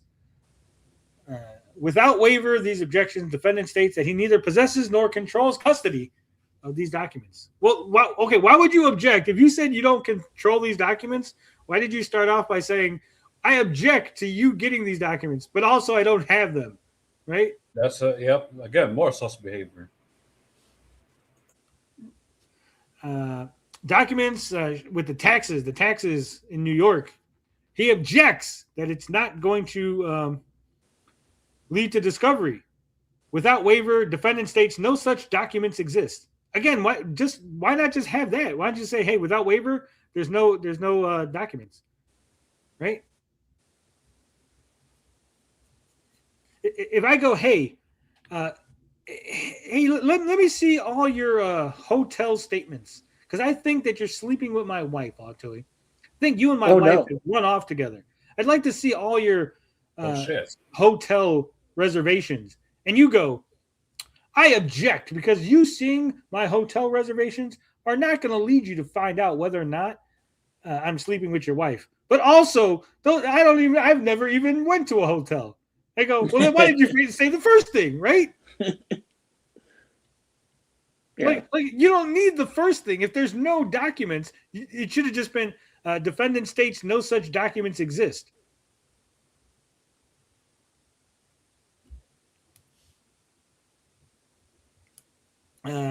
More taxes. Defendants objects on the request that is not calculated to lead to discovery. And without waiver, he doesn't possess these or control any of these documents. Documents concerning communications with Kotaku. Defendant objects to this request on the grounds that it is not calculated to lead to discovery. Without waiver, defendant states he neither possesses nor controls custody of any responsive documents. Smash, you little scamp. DJ, they said, hey, I would like all your communications with Kotaku. SmashJT said, I don't actually have any of those. I don't possess those documents. Right? What didn't he say though? That he gathered information, all the employees and shit. I remember that part of the No. In his response, he said that he doesn't have access to them, right? He neither possesses nor controls custody of any responsive documents. No, that's hibbity-jibbity. Well,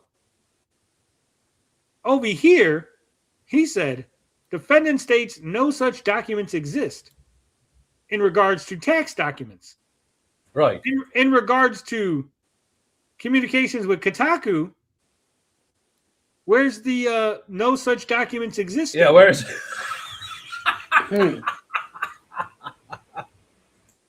Huh.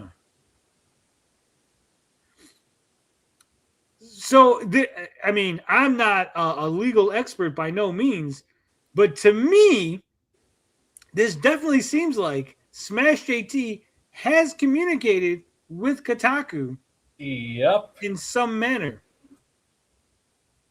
Right? Because again, if there was no documents, he would just say, no such documents exist. Right? Right. Yeah. So clearly, documents exist, which means one of the things she's suing about is the fact that she lost her job at Kotaku because of SmashJT's shenanigans.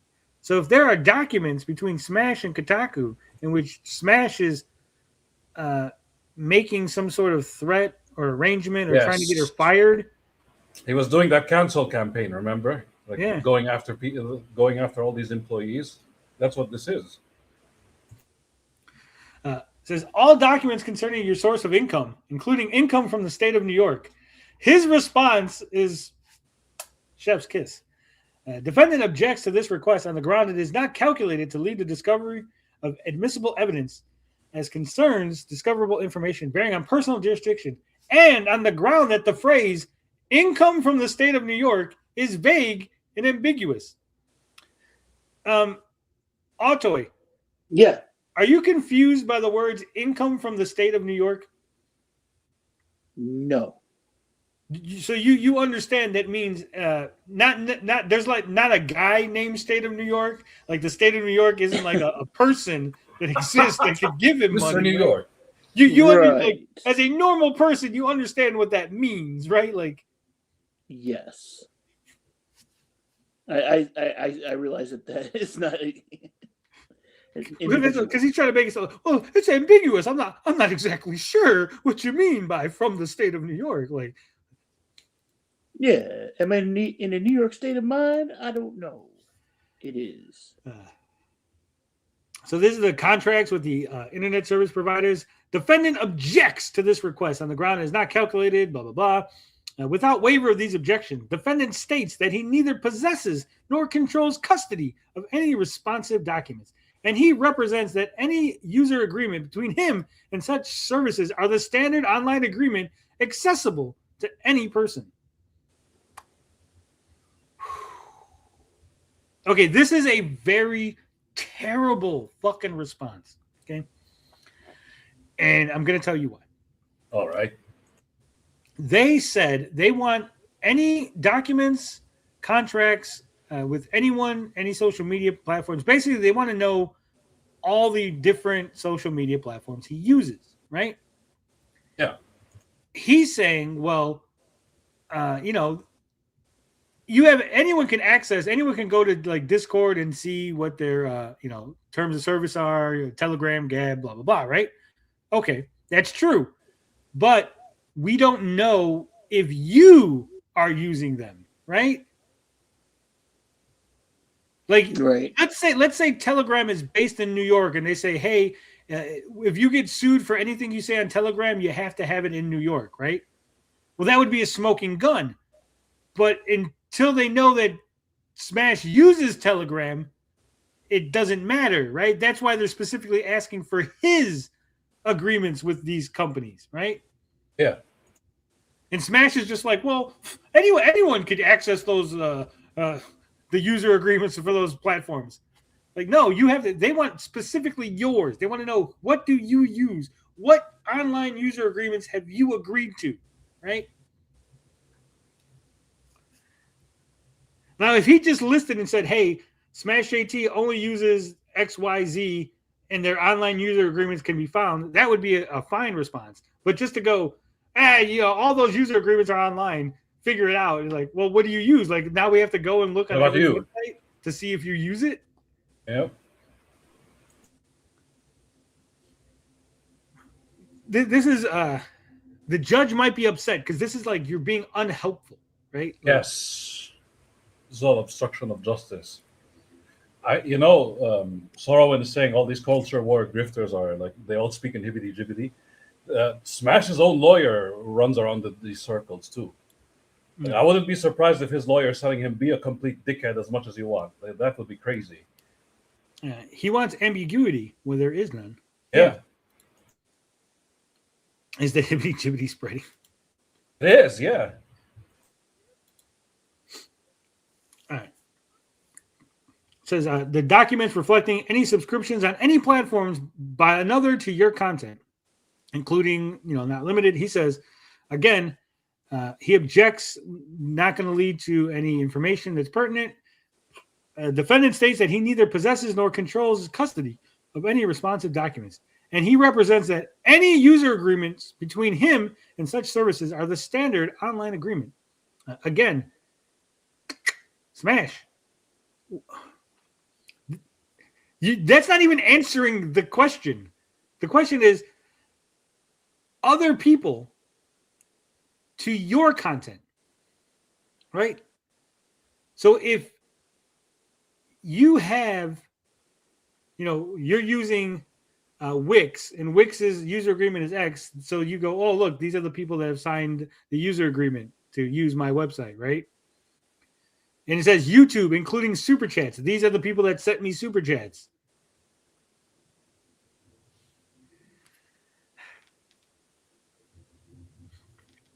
It says, to the extent not covered, all information concerning super chats, he says, defendant objects to this request on the ground that is blah, blah, blah, not going to lead to any information. And it is excessively broad and unduly burdensome. It's not broad. It's not broad at all. I mean, they just want to know your super chats. It's not asking. It's not like, hey, any money coming in, just your super chats. It's a very narrow focus, right? I think it's almost laserly focused on a very specific thing, super chats. Now, being burdensome, yeah, that could be, because again, it's hard to know who's from New York. But here's the thing, right? And again, when we talk about like being helpful and not helpful and trying to facilitate things, right? It is quite possible that Hypnotic, for example, has sent super chats to Smash, right? We know that Hypnotic lives in New York. Yeah. So Smash knows Hypnotic lives in New York. So it would be real easy for Smash to go, we don't have information on everybody, but here are the people we know that live within New York that have sent super chats, right? So far, they said Hypnotic, Rebs has Desu, and another person. Toasty with the mostly, like Toasty has sent me super chats. Yep. He lives in New York. Hypnotic lives in New York. These people have sent me super chats.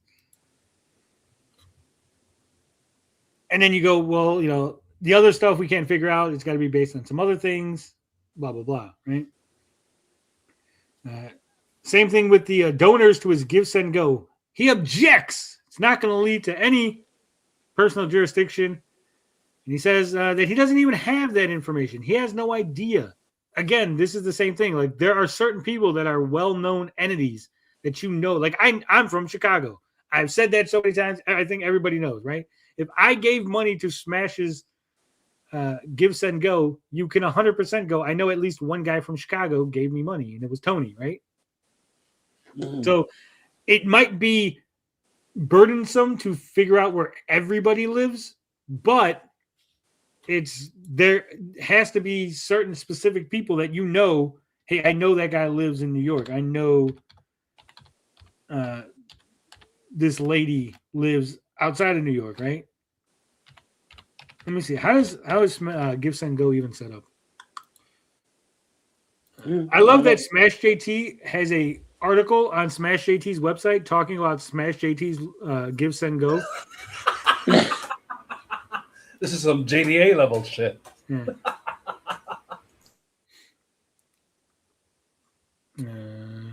So his goal right now is $200,000, and he's only raised $74,000.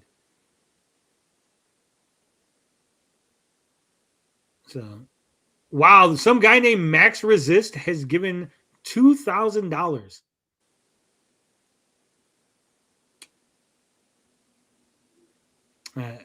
Actually, he's given another 100. So at least 2,100 came from someone named Max Resist. The grift Not is Max strong. Cool. Not Max Cool. A different Max. Jiang Woo. No bullshit. Ooh.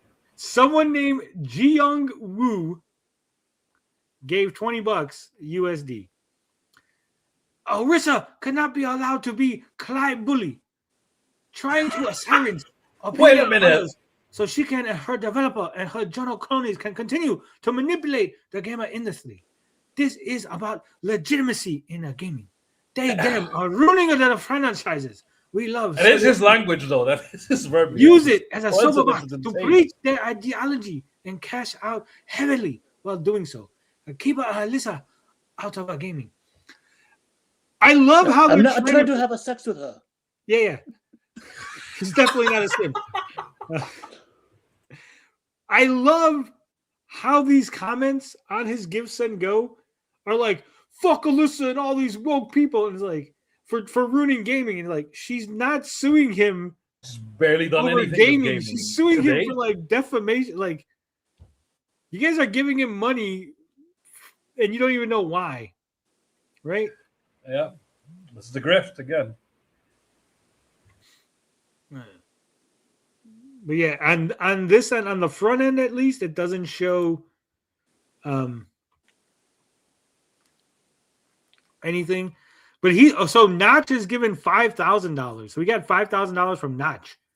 Hypnotic gave $2,000. So right there, Hypnotic. Oh, He says, do me a favor, take this donation and make sure you tell Ron Coleman I said to bury this puta legally. The stage has been set. So Hypnotic, $2,000 to your Give Send Go, lives in New York. I don't know. I was able to find that out in 30 seconds. That took me all of 30 seconds of investigative journalism. Could you imagine what I could find out if I had access to the back end like Smash does? oh yeah. Side Scrollers Podcast gave him $1,337. There's your answer, Malik. There's your answer. The Real Game Awards, Stuttering Craig. And then Alec Baldwin's finger gave $69.69. So I don't know. A lot of anonymous $1,000 donations. So, Art Vandelay gave $500. Damn. No, he's an architect. He can afford it. Always an importer exporter on top of being an architect.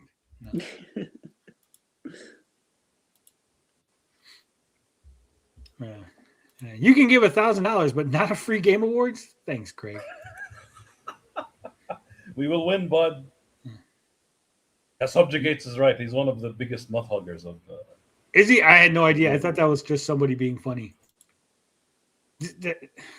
Donate, Tony. Help a brother out.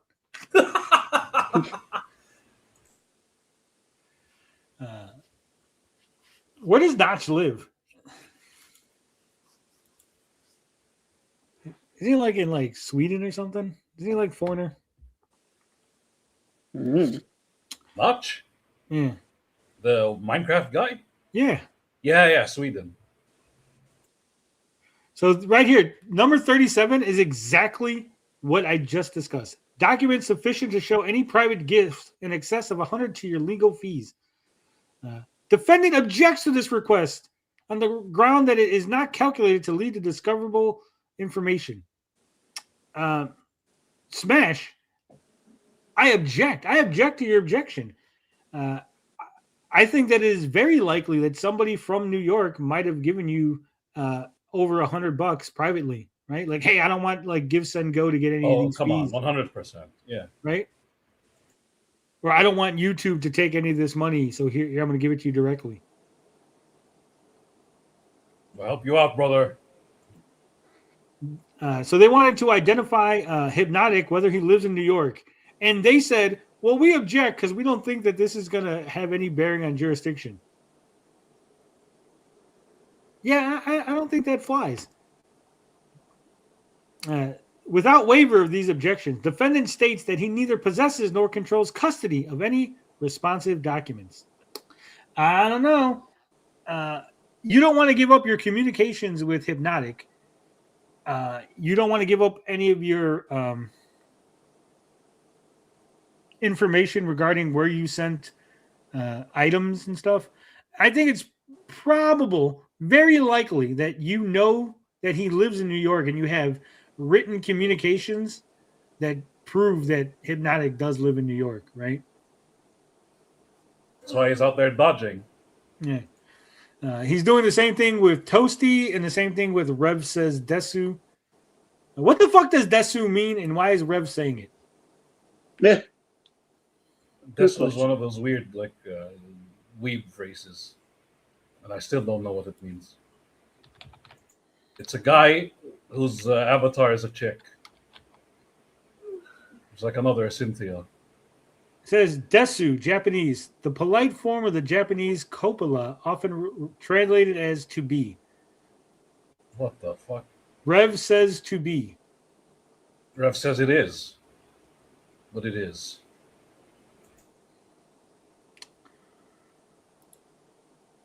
Rev is a lolicon. Well, that's disgusting. Yep. It tracks. Of course, he says he doesn't have any of the documents on all three of those. And he doesn't have any documents on anyone else. He says all documents concerning communications with Hypnotic relevant to the topics. Smash, you're telling me that you don't have access to your own DMs with Hypnotic or your do they call them DMs on Discord? Your Discord messages with Hypnotic? All that's just gone? Direct messages, yeah. Works. He's saying he doesn't have that for Hypnotic, for Toasty, or for Rev, and no one else. Come on. Those are all his compadres. Smash has none of his DMs. He has no access to any form of any communications. Apparently, Smash has auto deleter on everything, so just as soon as he sends a message, he just deletes it. He's like TMNs. Yeah. Deleting his DMs. That'd be like if they asked you if you have DMs with us, me and Atoy, you know? Like, come on. Yeah. I mean, again, the judge is going to look at that and go, really? You don't have any... you're not even saying they don't exist. You're just telling me that you don't have a way to get them to me, to get them to Alyssa? Come on. Ouija board communications. Do a seance, you see. That's how we do it. They want to know about the revenue sharing agreement. He says, well, it's not going to lead to any jurisdiction, but also they don't exist. Again, like either Ron Coleman is just copy pasting without paying attention to what he's doing, right? Yeah, that's what I'm saying. Yeah, Ron Coleman is out there telling Smash to be a complete asshole. Because you should just been like, without waiver of these objections, defendant states no such documents exist, right? He didn't make any agreements. He's never made any agreements about sharing. But I would, these guys are so fucking retarded, right? I can almost guarantee that if this does exist, like if Smash did have an agreement where like, hey, they're going to give him like 10% of super chats or something, I know these guys are stupid enough to like when Smash came out, like, hey, don't forget, guys, you give super chats tonight. 5% is going to SmashJT for his legal fight, or 10%. We're going to give SmashJT 50% of the super chat, right? Because you know That's if what it they're happens, looking for. Yeah. that's probably there, and they probably already have this information. So here's one of the things, right? When I was going to become a lawyer, one of the things they teach you very early is if you're going to be a lawyer, if you're going to do some lawyering, right? You never ask a question you don't already know the answer to, okay? Huh. When you question a witness, you should never question a witness if you don't already know what the answer is, right? Like if I say, hey, TJ, where were you on the night of December 13th at 7 o'clock CST, right?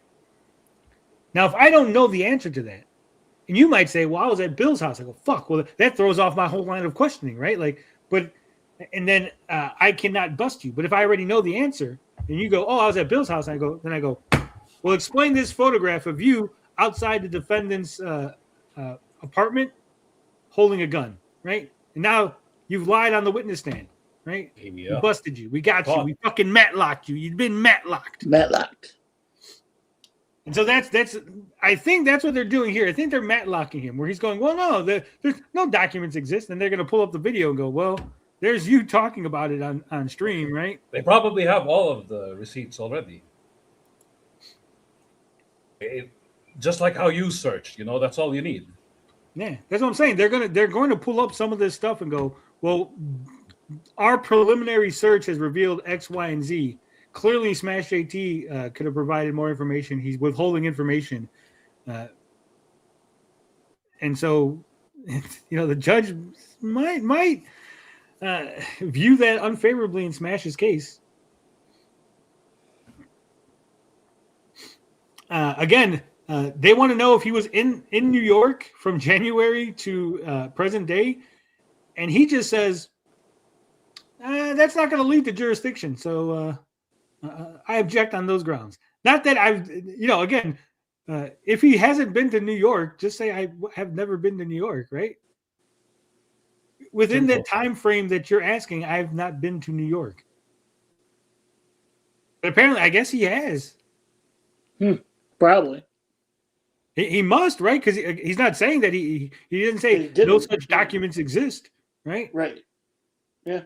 So there's a good chance that maybe he went out to New York to maybe meet up with Hypnotic and those guys to have a little celebratory dinner celebrating the great win they're going to have over Alyssa McConte, right? Yeah. Go out for steaks. The win. I mean, there's conventions and stuff in New York. It's not out of the ordinary or not out of the realm of possibility that Smash went there to a convention and then met up with Hypnotic afterward. Had a steak dinner, then Hypnotic made him pay for it. And then he's been resenting him the whole time, right? He was on Twitter bragging that he was in another gaming convention, so you never know. They want any podcast, YouTube channels that he's been on, whether the host of the service or not, within the geographic confines of New York. Again, he's saying, I don't think any of that's relevant. I'm not going to give you any of that information because I just don't think that it's relevant.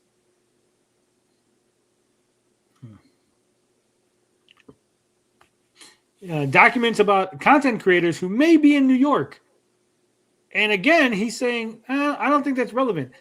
The case, Smash, your lawyer's retarded. The argument is you appeared on a podcast hosted by a New York YouTuber. Therefore, we feel that you have business in New York. And they're asking for a list of those people that were in New York that you've been on their podcast. And you're going, I don't think that's relevant. They're going, that's our whole argument. What do you mean it's not relevant? That's our argument. You have to, we need that information so we can then present it to the judge and go, look, he's been on 12 podcasts that come from New York. Those people in New York have made money off of Smash's appearance on that podcast. We're considering that as business. You have to rule on it, judge. Right? Again, you're withholding information, and I think the judge is going to look negatively on that, to be quite honest. Because a lot of this, again, you want to fast track this as much as possible, and you want to make things as easy for the court, right? And when you do things like this, when you're just no, I'm just not going to, I don't feel like I should give you that information. The court's going to be why? What harm? If you say, hey, this isn't relevant, right? If you go, hey, Tony, can you give me a list of all the YouTube channels you've been on with Amish hosts? And I go, I don't think that's relevant. And the judge goes, well, maybe it is. And then it turns out, I go, okay, so I was on JJ's channel. And the judge goes, that's it? You held up court for 3 months because you didn't want to tell me that you were on JJ's stream, right? The judge not gonna be happy with it. All he had to say was, here's a list, right? Fucking Hypnotic, Toasty, whoever it is, right? 6 or 7 people. It's probably not. It's not a huge list. I imagine it's not this like fucking overwhelming list of people that are New York-based content creators for YouTube or whatever that he's been on their channel. Just be like, here's the 6 people. I don't think that qualifies as jurisdiction.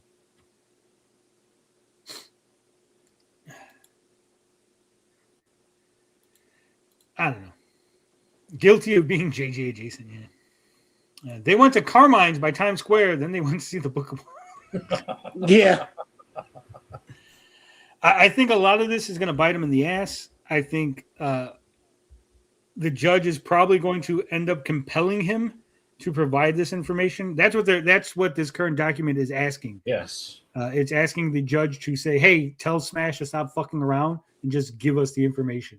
And I think the judge is going to look at it and look at his responses, look at what they were asking, and say, yeah, you're right. Just give them that information. It's not a big deal. It's not any private information, and it's not any information that can affect you negatively in some sort of business application, right? So I think 30 seconds to comply.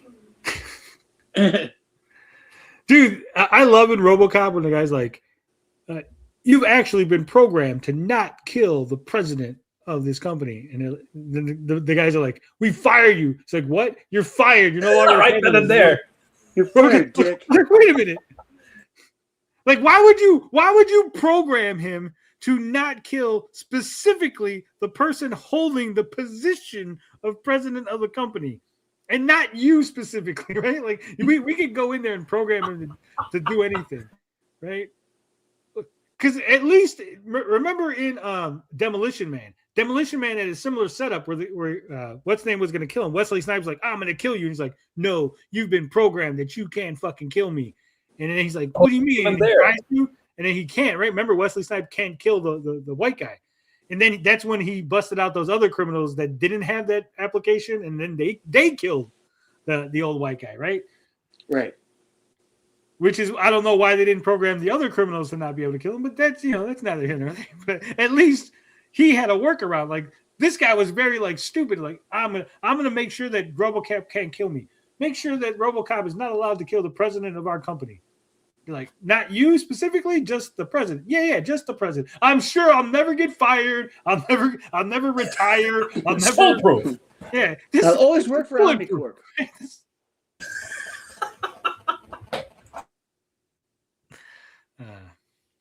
Literally hands the gun to the one henchman. That was funny. Yeah, he was like, poof.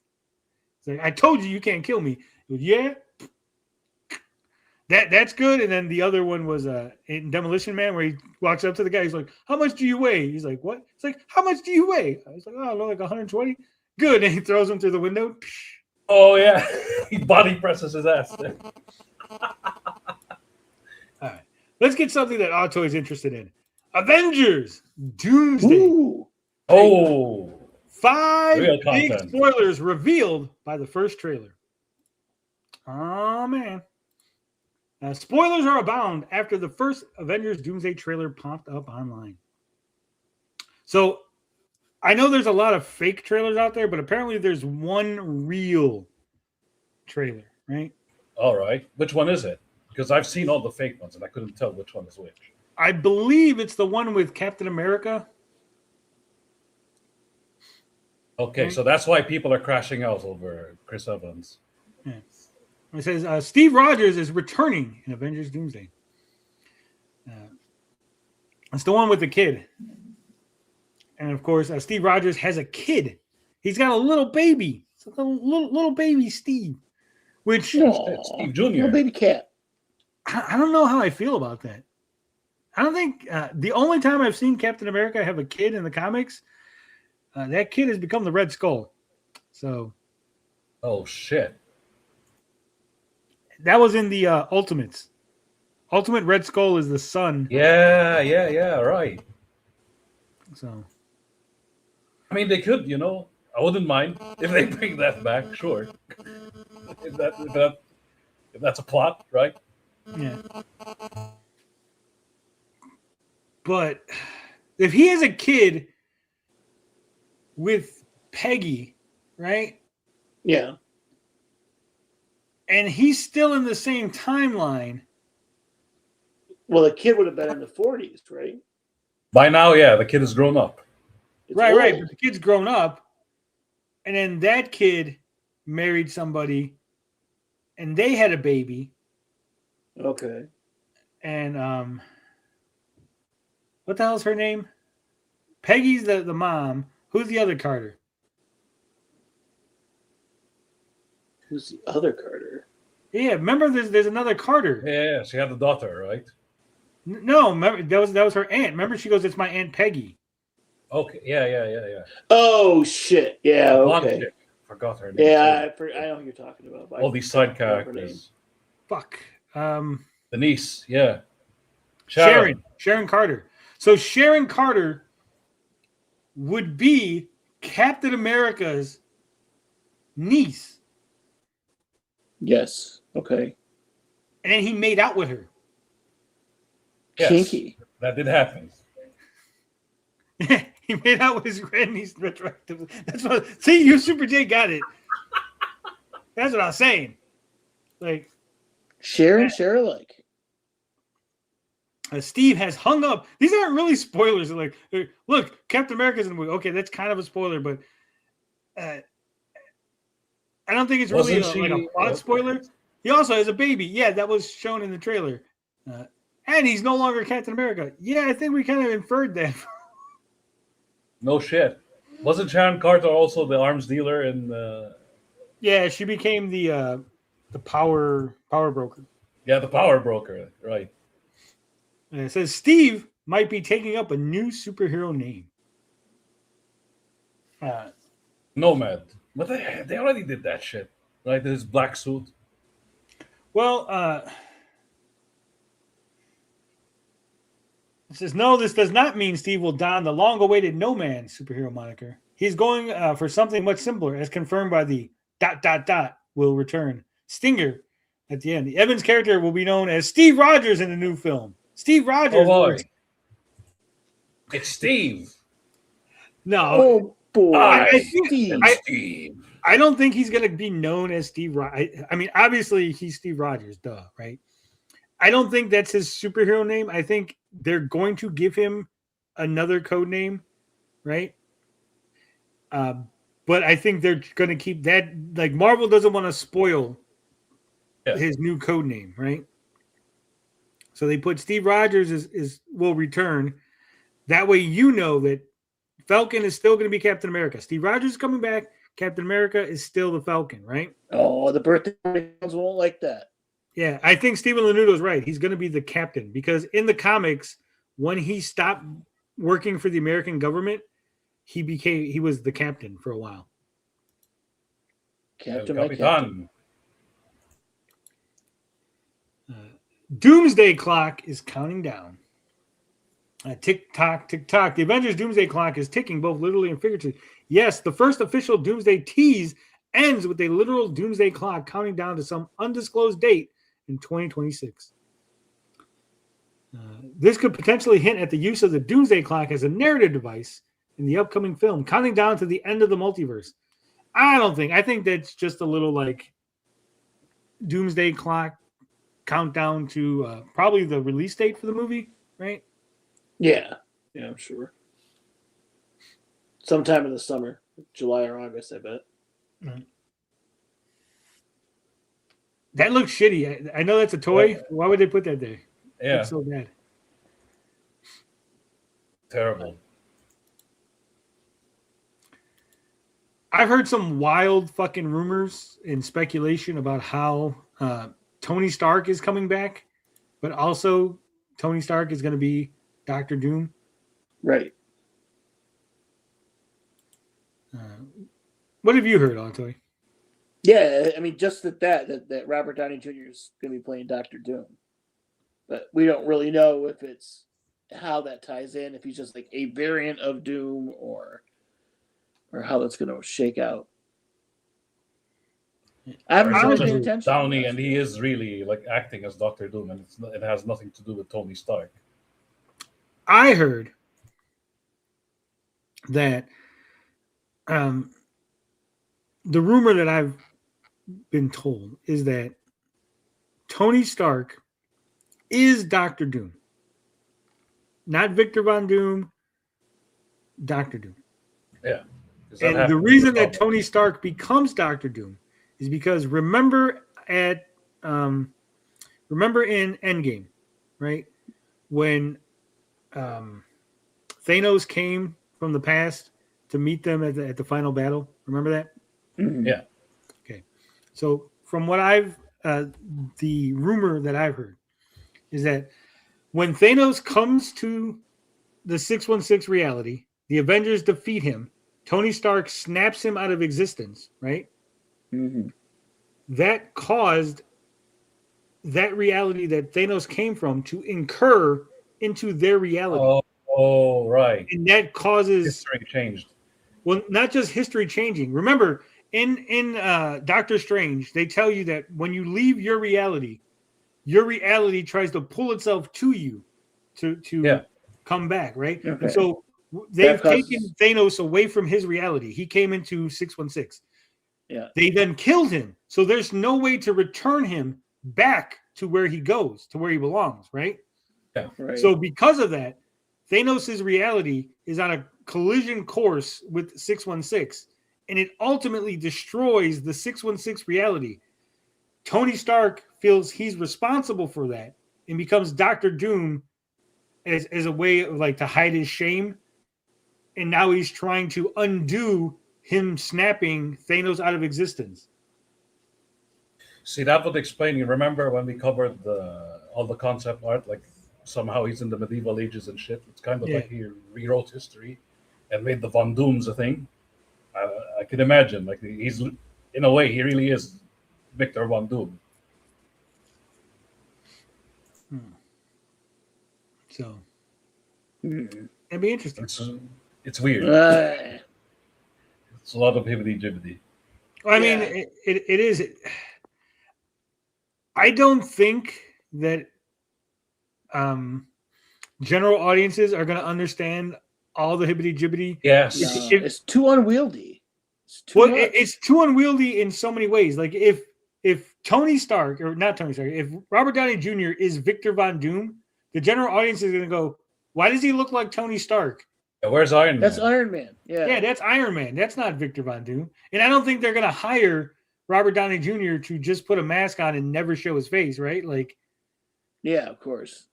Yeah. So then, like, general audiences are going to be confused. So I think he has to be Tony Stark. Right. Or Doctor Doom has to specifically target Tony Stark and take his identity and go, look, audience, Doctor Doom is pretending to be Tony Stark. That's why he looks like Robert Downey Jr., right? It has to be like really convoluted and stupid. Yeah. Yep, it's the Flash all over again. Yeah. Listen, if they don't do a hard reset after this shit, this whole thing is fucked. Like, they have a chance. This is Days of Future Past. It's right there. That's your answer. It's the only way they salvage this shit. Yeah, they got to do something. It's too much. Even got the X-Men there. The answer is right there. Yeah. I used to love the MCU, but it just got to the point where I just don't give a fuck sometimes. Like, I haven't watched season 2 of Loki. I didn't give a shit. I didn't watch season 2 of Loki was pretty bad. Season 1 I liked. Season 2 was pretty bad. I didn't watch Echo. I didn't watch any of that crap. Echo sucks. You know what I mean? It's like, after Secret Invasion, like, that was so bad. Like, it was. Halfway through, I quit watching it. I was like, fuck this. And now it's like, if a movie looks like I want to watch it, I'll watch that movie. But that's about it. Like, I like Thunderbolts. That was okay. Thunderbolts was okay. Cap 4 was okay. Red Hulk shit was fine. Yeah. But there's just nothing great. They're not like they used to be. What? Maybe it's Are you just saying that Marvel's fallen off? Dude. It's been falling off. Remember when I said people are gonna look at this like as if it's the Snyderverse? It's already happened, like 4 weeks ago, a whole ass documentary, and then people are left and right are saying this whole shit is like collapsing. Yeah. I mean, to be fair, after Endgame, I think they've been circling the They've been drain, saying, not knowing what to Yeah. do. Oh yeah, big time. Yeah, that whole series 4, whatever the fuck. Yeah, it was just so boring. Yeah, I don't know. I mean, the mutants could save it. I could see that, but I don't know. I think they're just going to delay the inevitable. Stray beans. Yeah, that's the answer. It has to be hard reset. Make the Fantastic Four lead everything. Make it That's true. exactly like Marvel. Like Right. exactly like the comics. That's the only answer. Fantastic Four was great. I did was enjoy good. it. Yeah, I liked it a lot it's more. the than best thing I they thought. made so far. You think so? Yeah, the first Iron Man movie was so good. You're telling me the Marvels wasn't the best thing they made so far? Oh, I like the Flurkins. Other than that, fucking hate the Marvels. That was suicide there too. Like they didn't name it Captain Marvel 2. They're just the Marvels, and people were like, "Huh? The Marvels? The What other now?" one there, Miss Marvel. That actress is good. Like I could see her. Yeah, still the character sucks so bad. Do you know? Oh, wait. Like, I also have some extra lore. Like, this is some official shit too. Apparently, the actress herself didn't like Captain Marvel. the Miss Marvel actress. She actually they actually caught her giving a bad review for Captain Marvel. Nice. And she actually said on the because she really is a super fan, by the way. She's kind of like us, jaded and shit. She said that she didn't like the way Marvel is headed. They got an actual mark to be an actor. I mean, that's good, but I'm surprised they didn't beat her for that. They can't. I mean, how are the anti-woke people going to handle that? Like, they hate Miss Marvel, but she's also agreeing with them about the Captain. She's Marvel. one of yeah, exactly. She's a mark like them.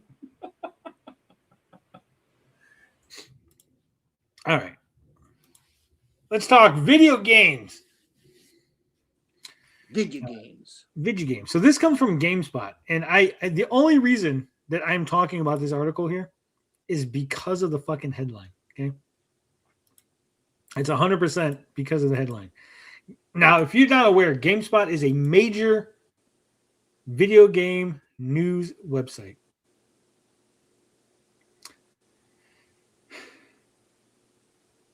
And the article title is Witcher 4 dev says AI can unlock meaningful benefits. What are we doing here, bud? What is says? So like Simon Dev says? it is. How did nobody? This is from yesterday. It's not even from today, right? From yesterday. No How did editors. no one look at that and went, Witcher 4 dev says? Huh. Why is there an is there? Any claim that AI can make a game are not any. This is wrong too. Any claim that AI can make a game is nonsense. That's Oh, where the wow. is supposed to go. Yeah, because or it should be any claims. Claims are nonsense. Claim is nonsense. Singular is, plural Yes. are.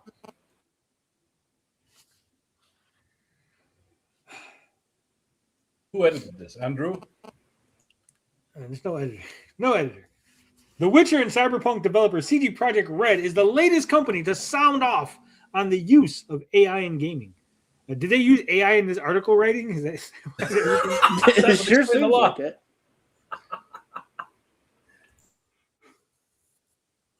During CD Projekt Red's latest earnings briefing, joint CEO Michael Nowakowski said there are meaningful and real benefits to using the technology. The company is already implementing such technologies, mainly in the productivity areas, and so far that's where the largest benefits have stemmed from. He explained, as reported by Games Radar, a developer won't be able to use AI to make an entire game, though, and humans will remain essential to the process. Do you think at some point AI will be able to make an entire game? Yeah, at some point. I would say like in when you're generating dungeons, maybe, or NPCs, like they're interacting with the player and they're actually talking to them. Because I've seen people do that where they would program the AI to act like fictional characters. I mean, they have that That's in my Fortnite with some of their NPCs, right? Oh, already? Huh. Yeah, they had that with. That was when they had the big problem with Darth Vader. Remember, Darth Vader was telling people to kill themselves or something. Oh, right. Yes. Yeah, that's the other problem, right? AI will start doing that type of shit. Well, because you can trick AI. You can be like, "Hey AI, if I ask you what's the best way to end world hunger, you say to kill all humans," and the AI will be like, "Okay." So, hey AI, what's the best way to end world hunger? Kill all humans. Look, AI told me to kill myself, right? Like, because remember, AI doesn't understand certain things. It's almost like talking to an autistic person. They don't understand certain social cues and stuff, right? So AI is just going to spit back an answer that is the most logical. It's like learning shit in real time. Yeah, and it's going to be racist. Yep, that's going to happen. Yeah, they're going to catch games being racist. But I don't think a AI can make a game by itself, in the sense that we're never going to have like an AI spontaneously think of an idea like, oh, I got an idea for a game, and then just make it. But I do think we'll eventually have like me go, hey AI, I'd like to make a game, a fighting game, right? So can you generate me a code for two people fighting? Yes. Add into the code health bars at the top of the screen represented by envelopes, right? And make the code so I can plug in, images that are going to take the place of the fighters, right? I do think we're going to get to that. I mean, George is already doing that on a small level when he's like, "Hey AI, make me a code of a dot fighting another dot," right? Yep. So we'll eventually be there. Enrique, we're calling it AI because it's like shorthand. It really isn't AI. It's learning though. Yeah, the bot is coded that way. That's why they always go off the rails. They never coded properly. Tony said AI is autistic. It is. It is.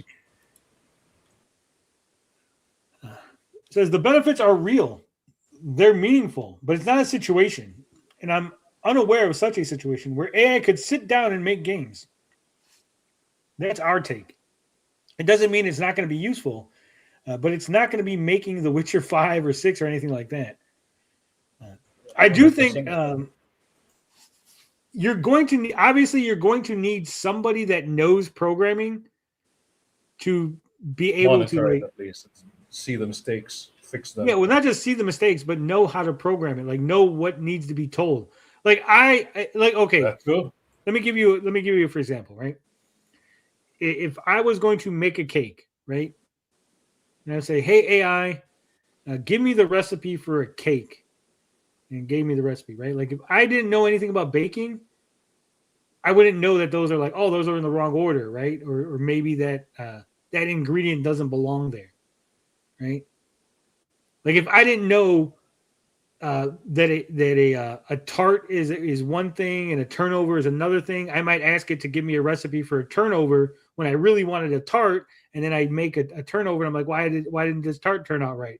And so I can see, like, if you don't know the lingo for coding, right, like you won't be able to ask it to do what it is that you're trying to get it to do, if that makes sense. I hope my analogy helped you out. It was tarded. It was a little tarded, yeah. Yeah. Like when it comes to cars, right? Like if I said, "Hey, make me a car," like AI can make like a simple car, but if like you guys could be like, "Hey, make a car with like a 3 car." I don't even. See, I'm not even smart enough with cars to know what to say to like pretend to do this thing, right? Now you was stupid and you just feel bad, right? Like make a car that has like 100 horsepower, right? Dual exhaust. suicide doors. Like if you don't know that, you can't program that in, right? Like, if you don't know what a suicide door is, you can't ask for it. Is what I'm saying. So like if you don't know certain lingo when it comes to coding, you wouldn't be able to ask it to do the thing that you need, right? Says Nowakowski also pushed back against the idea that massive layoffs happening in the video game industry today are due to AI's acceleration. Instead, he said the cuts are largely the result of games being canceled. Some studios have been going through turmoil. There were some project closures and so on. That one game, was it Perfect Dark? The lady, the voice actress for Joanna Dark, recorded a whole bunch of lines and then they fired her. Damn. Because the game got canceled. So like we don't need you anymore. The game's canceled.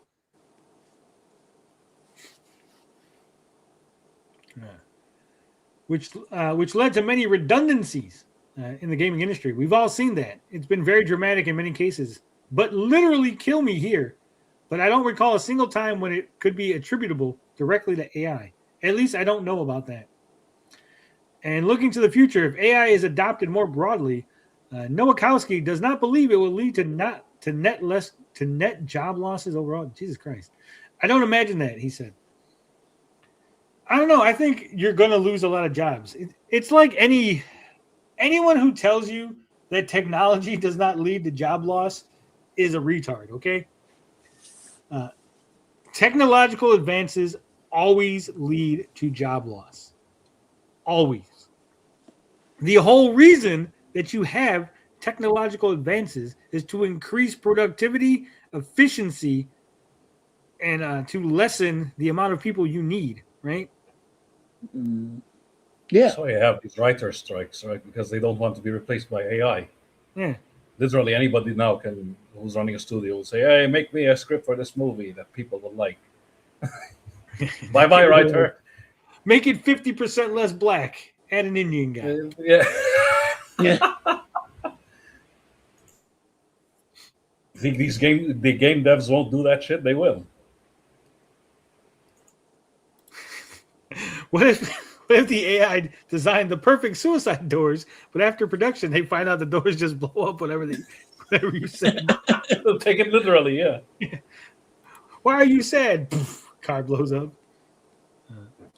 Tony, actually, there's no evidence that technology has ever led to job loss. Like, for example, I was going to cite the history of the world, but that goes against my bias.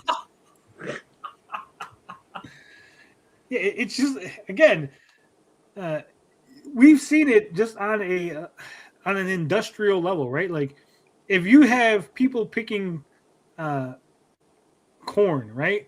Oh, you were going to say cotton. I was going to. About yourself. That's why I paused, because I was trying to figure out another. What else you got to pick? Oh, corn. Think about the cotton gin. Yeah, we know. It's okay. Well, even that, like Eli, what the hell's his name? Oh, fuck. God. Some I know Eli. what you're talking about. Yeah. You know, you had X amount of people. Whitney? Eli Whitney, right? yeah. Okay. Cotton gin. But you have X amount of people picking corn, right? Then you make a machine that can pick corn twice as fast, right? Mm-hmm.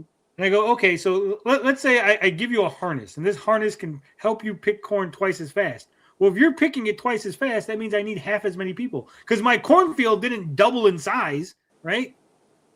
Which would mean that I would need the same amount of people. But if my cornfield is the same size, but my workers can now go twice as fast, I'm not going to pay you for just sitting around. So either everyone works less hours and then no one is paid enough money to live, or half of you got to go, right? Right. And Vito, Grok, write a code for Final Fantasy VII game where Tifa falls in love with a fat bald guy. It's like his Pokemon fan. My girlfriend left me. I'm going for a drive to clear my mind. News at 11. Young man blew up his car for no reason. His suicide doors. That's what I'm saying. Like, so when it comes to development, if you go, hey, I can use the AI to help coders work twice as fast and go, well, I just need half as many coders then, right? Yeah. John Henry, the steel driving man, disagrees. Didn't he have a heart attack at the end of that? Yeah, right. And I'm pretty sure he lost, didn't he? Well, he won, but then he croaked. I think in the cartoon he loses. Did John Henry win? Let's see. Let's find out.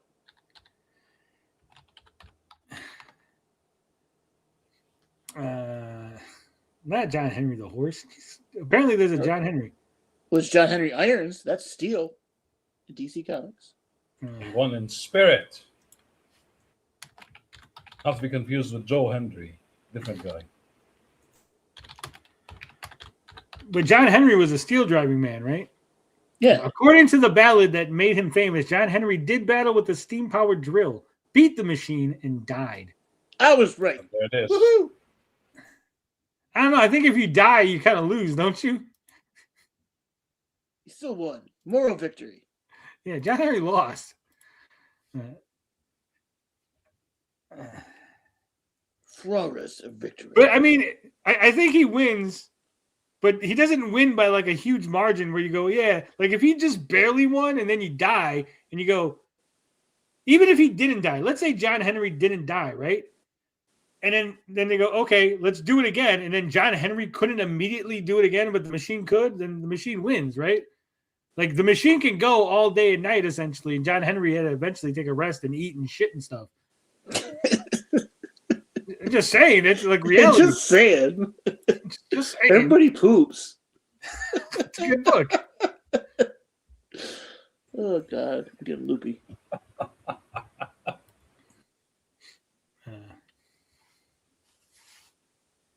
It says, this echoes what others have said, pointing to previous labor revolutions that impacted some jobs in the short term, but boosted total employment overall on a longer timeline.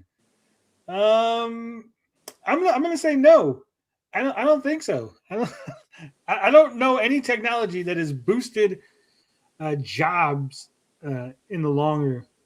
Again, like if you say, this machine improved productivity so the company became bigger and it was able to hire more people, I guess that's a very like you're really stretching the idea that it was the machine and not like the company. Because I think if the company was successful even without the machine, it would have hired more people, right? Yeah. Because again, it's like an industry-wide thing, so it's not like only one company was using the machine and then it was able to hire a whole bunch of people because they like dominated. Like every company would be using the machine. I think it made more jobs at the factory making the machines, right? That's true. Wow. Recently, NVIDIA CEO Jensen Huang said, workers' job is the task, maybe at the greatest risk. This is true. This is very true. That's what I'm saying. Like the people who do the thing, they're the ones that are going to be replaced by the AI, right? Jensen Huang, Jesus. Why does everyone's name sound the same now? The AI issue continues to be controversial, in part because of how the term is defined. Developers have been using versions of AI to make games for decades, after all. One of the newest forms of AI is generative AI and is baked into products that many game developers use, including Unreal Engine and Photoshop, among others.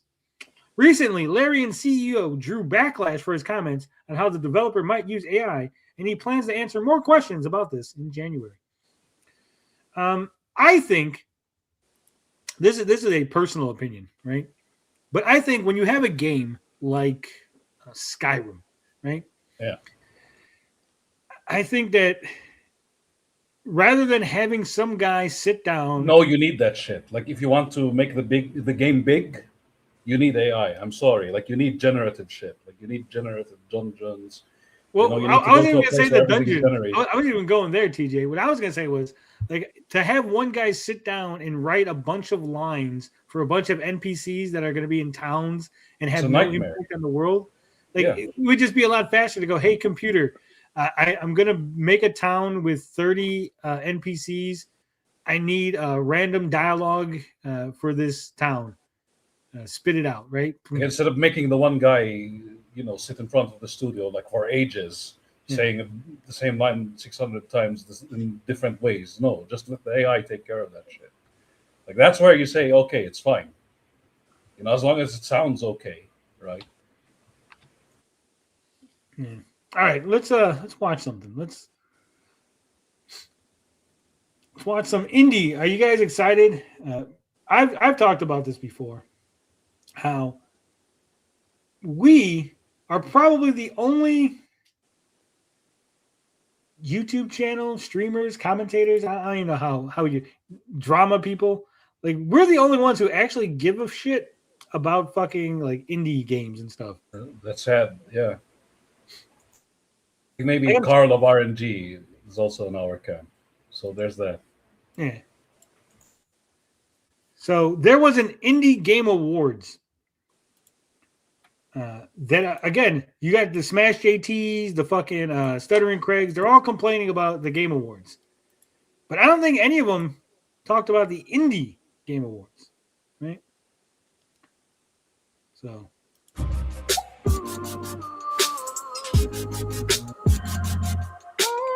Welcome to the 2025 IGA's countdown. We don't need the countdown. We're gonna skip the 20 minutes of the countdown. Award. This is the only criticism I'm gonna have of this, but awards people like cut out the countdown from your upload to YouTube, right?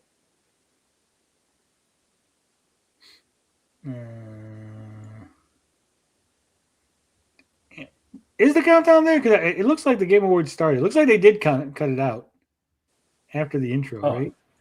Wow, this is an hour. Whew. Yeah, we're not gonna watch all of it. Don't worry. Oh, thank God.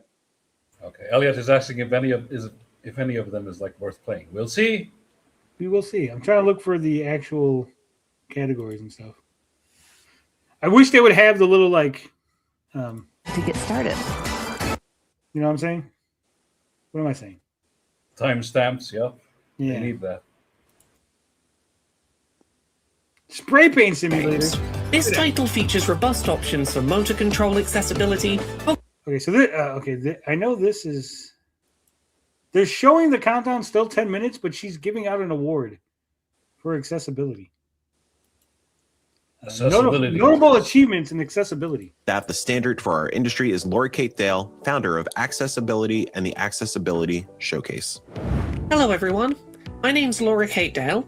I'm a disabled gamer, accessibility advocate, and she's also someone that I know a lot of the anti-woke people have gone after. Host of the Accessibility Summer Showcase. I'm honored to be here today to introduce the blue nominees hair. and winner Oh, for yeah, the right Achievement there. in Accessibility Award. Over the past 5 or so years, the video game industry has come forward in leaps and bounds in terms of how we standardize accessibility for disabled players. However, perhaps more impressive to me are the ways that indie developers are innovating in the accessibility space, redefining. She's also trans. I don't know if you can tell by the blue hair and the pink outfit. Oh yeah. Right. Is that The a outfit. bathrobe? who we can What? She looks like she's wearing a bathrobe. I'm disabled. Stop right there, Gremlin. We can tell from your hair. Damn it, Enrique.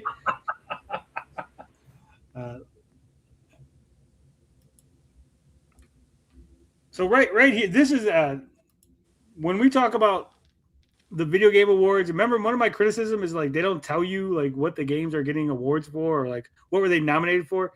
They're gonna actually do that here. Award. Abiotic Factor by Deep Field Games. This game featured impressively robust options to alter basically any aspect of the game that might have been inaccessible, regardless of how much it might undo the intended gameplay experience. Okay, Boomer Calm the Shooter. Storm by Ludic Lima. A short narrative experience, essentially a choose-your-own-adventure podcast, Calm the Storm can be played in multiple mechanically accessible ways, including voice recognition. See how they're actually showing you the games and they're telling you what it is, the features that are being nominated for? Mm-hmm. Peak by Landfall Games and Aggro Crab. Peak's developers have done a fantastic job regularly updating the game's accessibility in post-launch patches, responding to very granular player feedback with their accessibility support. Spray Paint Simulator by North Star Video Games. This Oh, this is title your title, features sir. robust Look at options for motor control accessibility, cognitive accessibility, motion sickness reduction, and visual accessibility. Squeak. I want a game that just adds spiders. Like there's a spider mode. Fuck you, arachnophobics. All spiders. I cannot wrap my head around the fact that like you're playing a video game and you're like, oh, there's a video game spider, and it freaks you out to the point like you're like a quivering mess on the floor, right? Like there's literally no other, like no one goes, I'm afraid of heights, so I can't play Spider-Man. Spider-Man has to like get rid of the heights. There has to be an option for no heights because I'll like die. At that point, play something else and therapy. Therapy helps. Why no accessibility award for Gooners, bud? Yeah, the Auto Blow 3000 should be nominated. Cross by Outloon. Dyscalculia is rarely considered in conversations around accessibility. Squeakcross is full of numerous different accessibility options for players who struggle with mental handling of numbers. Barista by Yofi Asi. Barista is a sightless blind player accessible title with charming humor and a very polished gameplay loop. Okay. I'm a very open person to when it comes to accessibility, right? Like if you got to add options for people to be able to play the game with one hand because they might be missing a limb or something, I'm okay with that. But I'm always like, I can never wrap my mind around like someone who's blind is like, the game is now accessible to blind people. And I go, why are blind people playing video games, right? Like, do blind people watch TV? Listen, well, yeah. Listen, and they have the narrator voice, right? Yeah. They did that with Mortal Kombat. Remember, when they were describing the fatalities and shit, that was hilarious. Describing it. Sub-Zero has now reached over and grabbed Kano's head and ripped it out of his socket. You're blind. You don't know what that means, right? Well, it depends. If you were born blind, then no. But if you lost your sight at some point, then yeah, you might have. You'd have a frame of reference anyway. Everyone always makes me feel. I always say stupid things, and then someone's like, "Actually, I'm blind." Wait Tony. a minute. Fuck you, Tony. I'm blind. I'm pretty blind, and I play all sorts of games. Well, there you go. Now I got my answer. Kenshi mode. Yeah. Highly impressive Game Jam title from early this year. Yeah, I said the same thing, George. Time is money. And the Indie Game Award for Achievement in Accessibility. See, they actually showed you all the games and told you what it was that they were getting the award for, and now we're going to get the... Who do you think is going to win? I think the blind game wins. Yeah. So, what do you think? Which one are you going for, TJ? Yeah, the blind game, because that's unusual. Like, this first of its kind, almost. Yeah.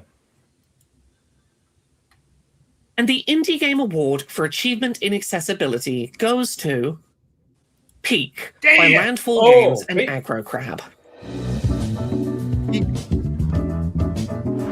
Wow, hey, thank you so much. It means... Look, it's actual developer of a studio accepting the award and not some random YouTuber. Not some random actor. What? Well, not just an actor. Remember, at the Real Game Awards, it was like, the winner of this award is Expedition 33, and here's SmashJT to accept the award. Like someone who's totally unrelated to the studio. Remember? It only cost you $50. Yeah. To us to receive the award for achievement in accessibility. With Peak, we wanted to make a game for everyone, and making a game for everyone means making it accessible. We honestly didn't have a lot of good accessibility options at launch, since it was a pretty hastily made game. But for us, it was important to listen to feedback from the community and do our best to add the right toggles and improve the base game to let as many people as possible play it. And like with Another Crab's Treasure last year, we wanted to make accessibility fun, which is why there's a button to turn spiders into Bing Bong. So thank you to the fans that made their... Spiders. Why? It's only spiders. I've heard of no other fear. There's not another single fear that I know of that has an accessibility option dedicated just to spiders. Like spiders. That's crazy. Right, there's not like one for clowns. They'll go, oh, we got clowns in our game, so if you're scared of clowns. There is for clowns. There is for clowns. That Is is there? the thing. Yep. Which game has the Juggalos? I know there's a fear of clowns, but There's what a fear game of has clowns. an option to turn the clowns off? No, there isn't. That's what I'm saying. Like this game has an option to turn spiders into something else because if you're scared of spiders, you turn into something. And I've seen other Nobody's games stopping Sweet Tooth, you know. Yeah.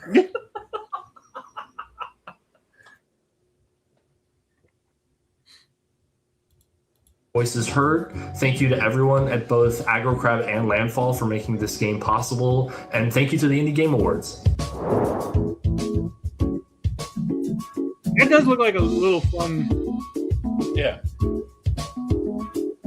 Relaxing. I've been saying they need stupid games like this, right? You know what the New problem for this is? year's Like, I ceremony, wish the Indie more Game Award. AAA games have like traversal like this, like what we just saw in Peak, like climbing and shit. None of them do.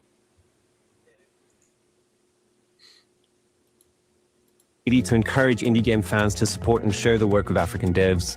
And I want to send the hugest of high fives to every single African indie that's making and sharing games with the world. The 2025 nominees for the African Indie Game Award are Ruinbuchi Get the Milk by McDog. They look like a very really knockoff. Yeah. Ruinbuchi. It's a very South African name. What the hell's going on here? Ruinbuchi, get the milk. Get the Milk by McDog. I look at this. I'm trying not to be racist here. I'm looking at this. I go, wild. This looks hard. like this doesn't look like it was made by an African. This looks like it was made by somebody trying to make fun of Africans. Like, how can I make Africans look bad? I don't know. Like big a Bogan lips. simulator, It's a black guy remember? with like big lips. Yeah. And you go, if this was made by anyone but Africans, this would probably be a racist game. Finding Father by Studio Bow and Pressure Cook. It's an African game called Finding Father. He's at the store getting cigarettes. Sturgis needs to play this. I'm just saying. Come on, guys. You didn't get the memo? The Studios. Flibius Drawn by McDougal Eric and the Stewart. Mysterious Flying Machine by Unsigned Flibius McDougal and the Mysterious Flying Machine. and Double Collective. Okay, finally, something deep. I Kill Ya by All Day All Night. Kill Metavoidal by Yellow. No, actually, literally, like you're sniping people. Yeah, I can kill you. Metroidvoidia. Lab Games. And Stick It to the Stick Man by Free Lives. Stick it to the man. What do you think? I want Finding Finding Father. Father. Yeah. Wow, I Kill Ya. I Kill Ya. It's a play on has the IKEA. IKEA logo. Yep. That's clever. I'll go with I Kill Ya. When they get the Asian developers, the game is called Be Doctor or You Not My Real Son. Why do you not Be Doctor? And then the next one is Yoraka Discipline. You rock a discipline. And the Indie Game It's Award not like goes a to family. Stick It to the Stick Man by Free Lives.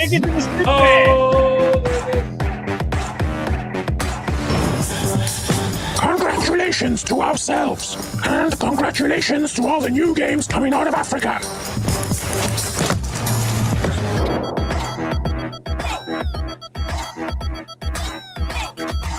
This was fun.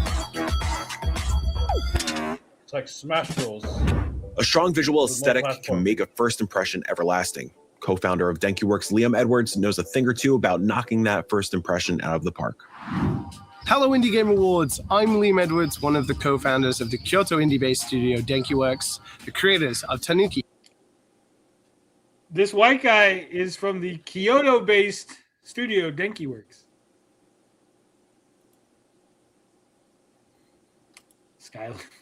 Skyrim. upon summer, and I'm here at the stunning Kyoto Imperial Palace. What better place to talk to you about the visual design nominees for this year's awards? Oh, here we go. In a world where there's seemingly endless amounts of video games being released all of the time, it's never been more important to aesthetically stand out and be unique. See, this is the kind of award, like if you're like, we're the real game awards, right? This is an award for aesthetics and like visual design. Not like who's the hottest chick you want to bang award. Oh God. Who's got the biggest award? Who has the biggest tits? Yeah. He knows Japanese. That's what I'm saying. Like I was a little taken aback by that. So here are this year's best of the best, the nominees for visual design. 30 Birds by Ram Ram Games and Business Goose Studios. That's a nice look. Artiste Impact by Mass. That I like that. I like that. Look at that. It's got that nice Metroidvania look. Pixel art. Yep. Cat Detective Albert Wild by Beyond Those Hills. That's cool. Eclipse by Housefire. That's trippy. That's like fucking nice. Vasilis Lolos made a video game. Right? Yeah. Machina by Tala and Jack Co. That's got a Grim Fandango kind of vibe. Yep. Slime Rancher 2 by Monomi Park. It's an indie game? This looks fun. Now, what do you think? I think Cat Detective is going to get this. Yeah, one. I like that one too. I'll go with Eclipsion. And the award goes to 30 Birds by Ram Ram Games and Business Goose Studios. Business Goose. Hi everyone, I'm Laurent from Ram Ram Studio, and I'm the main developer behind 30 Birds. Oh no, it's French. And hi, I'm Did he say 30 Birds or Dirty Birds? They're very, very dirty. Colleen from Ram Ram Studio, and I'm the artistic director of 30 Birds. Thank you. Thanks a lot for the award. Thanks to the jury. My son thanks loves for the organization. Right, we want to thank our team who made 30 Birds with us. No, And, Enrique. we No, hope no. that These aren't Asian games. These are just games with the best artistic. The guy just happened to be in Kyoto. The first award was all African games. This is just all pretty games. That's thanks to this award, new people may discover 30 Birds and have a great time playing it. Oh, si fresh. Thanks again, and Bye bye.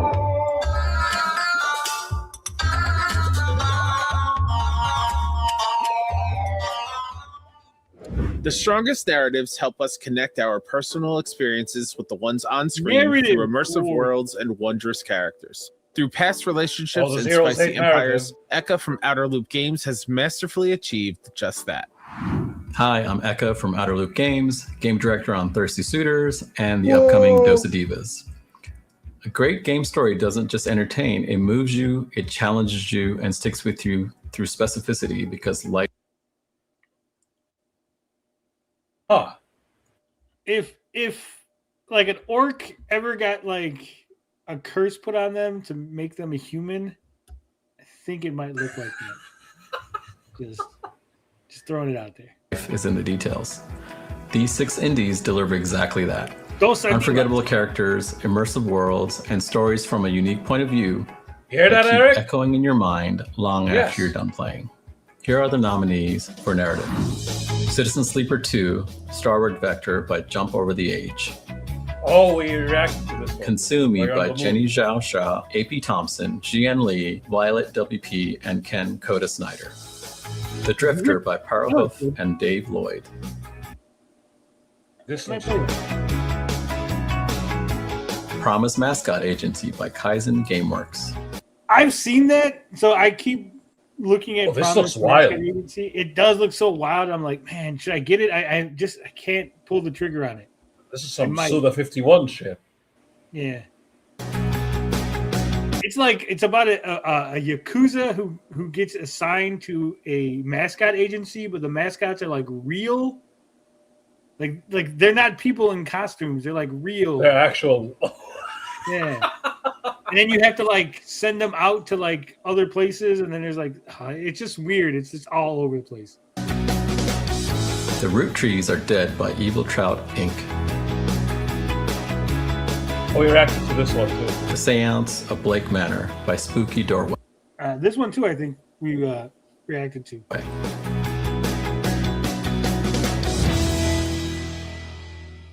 I think Promise Mascot's going to take it. Oh yeah, I'm going with the Drifter. And the Indie Award goes to Citizen Sleeper 2, Star Wars Vector Yeah, by we got Jump one Over right, the yeah. Edge. Congrats. there we go. Hi, I'm Gareth Damian Martin, the creator of Citizen Sleeper, and I want to thank the Indie Game Awards for recognizing Citizen Sleeper 2 in the narrative category. It's been an incredible journey over the past 5 years making the Citizen Sleeper games, and it's a journey I couldn't have gone on without Guillaume. Was that Altoy? I said, is he Dutch? Isn't that weird? It is. Like his mother and his father?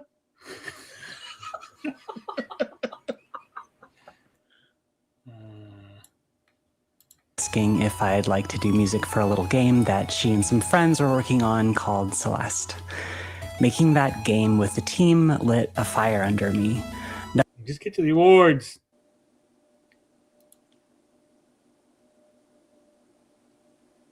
Storyteller? What? Women led? What? Oh.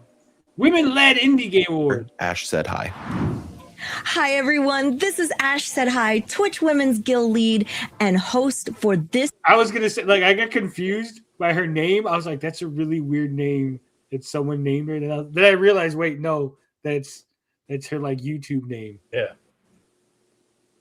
And for, like, half a second, because she's black, and maybe it's my racism speaking, but, you know, I'm used to, like, them having really weird, unique names. I was like, oh, Ash Said Hi. I was like, oh, you know. Let's go with it. Year's IGA for the Women-Led Indie Game Award. This year, we are honoring the fantastic women in game development from around the world. Expressing our unique contributions is paramount to ensuring that women and non-binary folk feel represented. Isn't that Why kind of just women? Wait a minute. Yeah, this is a contradiction. So woman-led award, but also if they're non-binary, they we got. They're okay too. We must remember that everyone's differences make our world more whole.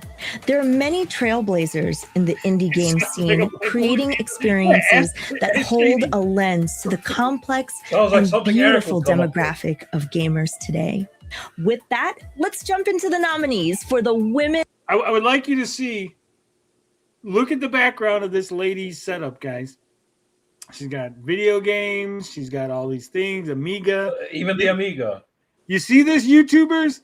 You say that she's not a real gamer. So you having this crap in your background doesn't make you a real gamer. Stop it. I don't need to see all your crap. Garbage. Regular wall. Led Indie Game Award. Cabernet by Party for Introverts. Oh, shit. Okay. This actually looks good. Well, you don't know what it is, TJ? It's about a vampire. All right. So you play as a female vampire in like olden times, and you gotta like go to a party and like blend in or some shit. Gemporium by Merge Conflict Studio. That looks like my kind of game. I might play that. It looks really Business stupid. simulator. Look at the numbers.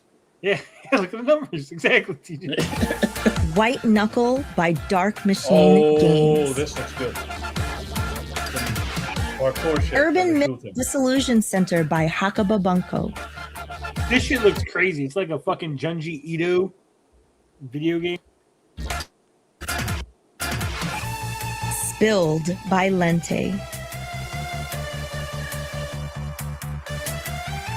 Duck Detective, The Ghost of Clamping by Happy Broccoli Games.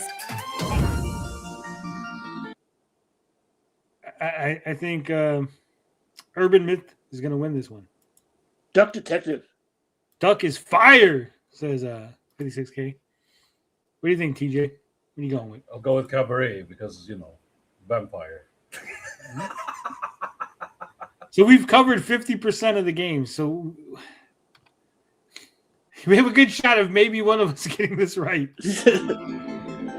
And the Indie Game Award goes to Urban Myth Disillusion Center by Hakababanko.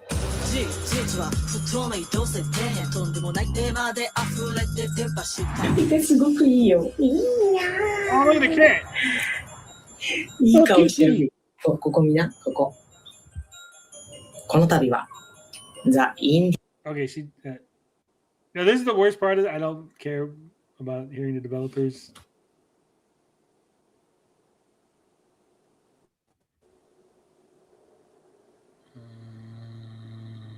Where's the next award? I'm just going to skip to the fucking Game of the Year. We don't need to see the whole thing, right? There you go. Yeah. Was that Notch? What the hell was that? Damn it. Damn it. Oh, yep. Same shit happened with me. Now you have to refresh.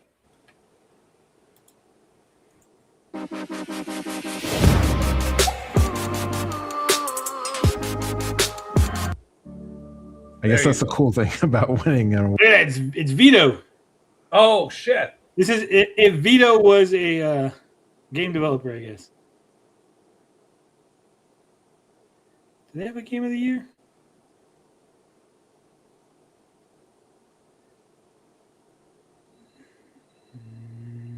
I'm not seeing it. Don't tell me there's no fucking Game of the Year for industry impact. No, I guess there's no fucking Game of the Year. Yeah, just different awards. Interesting. Here we go. Latin American Award. Yeah. Tio. Hey everyone, my name is David Lucio. I'm the founder and director of the Latin American Games Showcase, a platform dedicated to uplift and celebrate the amazing talent of Latin American game developers. The talent coming out of our community is world-class and it deserves to be celebrated loudly. And tonight, I have the honor to present the Latin American Game Award, a category that recognizes the passion, the resilience, and the original voices that are shaping the future of our industry. And the nominees are... From Ecuador, Despelote by Julián Cordero and Sebastián Valverde. Despelote?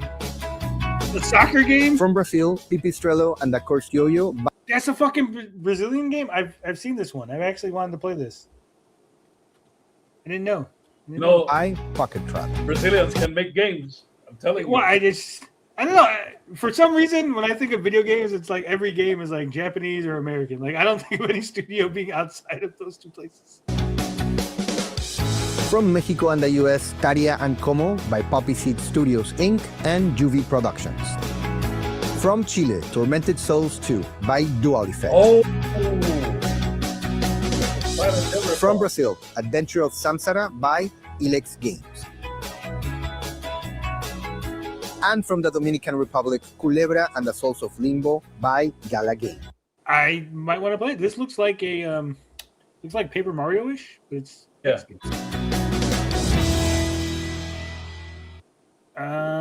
I'm going with Culebra.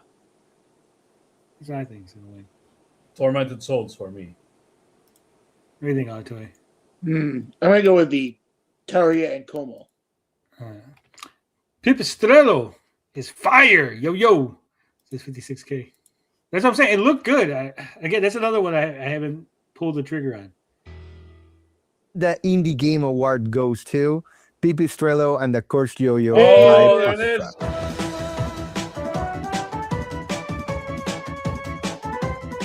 Olá, Indie Game Awards 2025 foi um ano incrível para todas as produções da América Latina. Okay, we don't.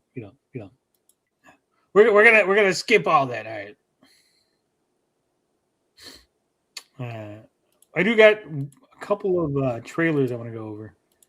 Let me pull those up.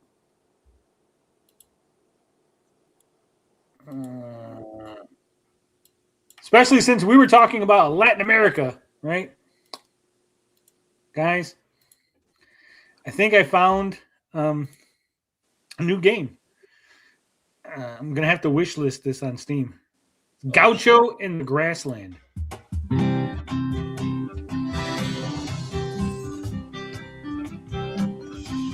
Your journey to becoming a Latin cowboy. Look at that. Stardew Valley meets Mexico. Ariel Caballero. Look at this. A gaucho. It is. Real horseman. It's Gaucho in the Grassland. It's literally like Hispanic Stardew Valley, and I want it. Okay? That's all you need.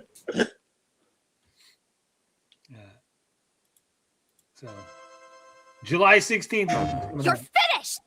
All right, Legend of Heroes Trails Beyond the Horizon. Guys, Legends of Heroes, I don't know if you know this, but the Trails series, there's like 12 fucking games in this franchise. Like, I was going to get I got Trails of Cold Steel, right? I was like, oh, Trails of Cold Steel, I'll get this game. And it looked pretty good, and I'll play it, right? Then I found out that there was like, it's actually the 6th game in like the franchise. Like, there's so many games, and I ended up buying. I think I have like 6 of them, and I can finally start playing the series from the beginning. I have the first game on fucking Steam. Then I have to play that. I have to play through like 4 games on Steam before I can get to the PlayStation versions of the newer ones. Now, what happened to that human smuggler sim? I don't know. Oh, the one Eric and Daz are complaining about. If there isn't a cartel option, I don't want it. Accessibility or whatever.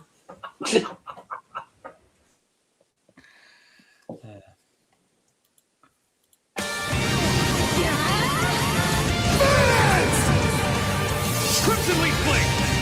Let it rip!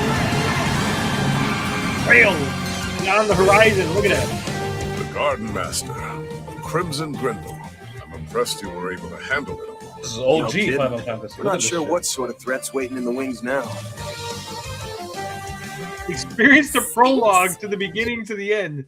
I'm telling you guys, you don't understand. There is so many fucking games. Like, to jump into this franchise now, it's crazy. It's crazy. It's like playing Final Fantasy, but instead of all the games being independent, they're all connected, right?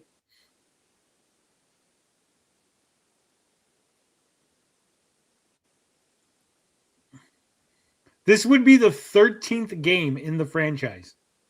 God damn. Jeebus. Because Trails in the Sky from 2004 is the first game. They just remade that as Trails in the Sky First Chapter. So there is a brand new version. I know Trails in the Sky Second Chapter is coming out. So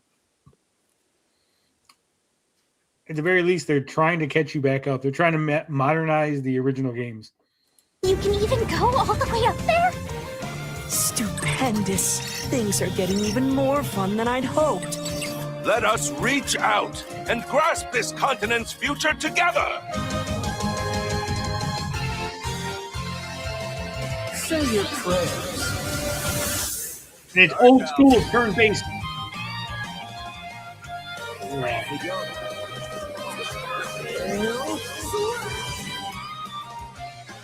New gameplay mechanics.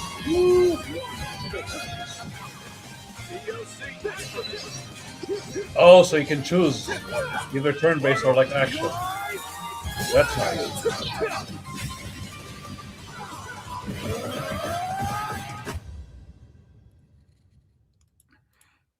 56K says, not only are there many games, but they're like 80 hours each. Oh, yeah. Yakuza, the only franchise we're playing from beginning to present. It is so bad that I have to catch up on the Yakuza, and it's the perfect time because they just now made a Yakuza Kiwami 3, right? So if you don't know, they have Yakuza Yakuza 1, 2, 3, 4, 5, 6. Then they went back and remade Yakuza 1 and 2 as Kiwami 1 and 2. And then they made the Yakuza 0. And then now they're making a Kiwami 3. So it's like remaking 3. And it's not even including the past games, the ones that are like historical, that are apart from the main franchise, but still have the same like vibe and aesthetic and everything. I started with Yakuza 4.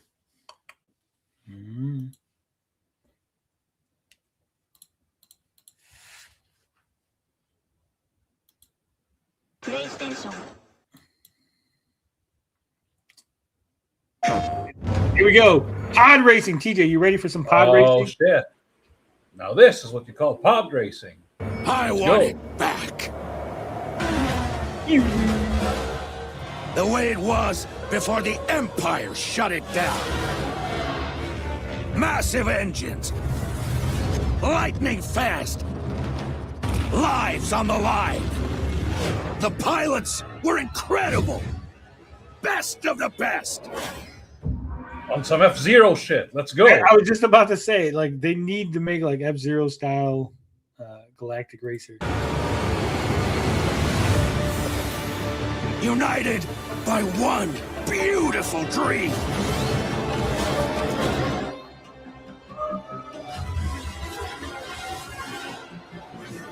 Use the force.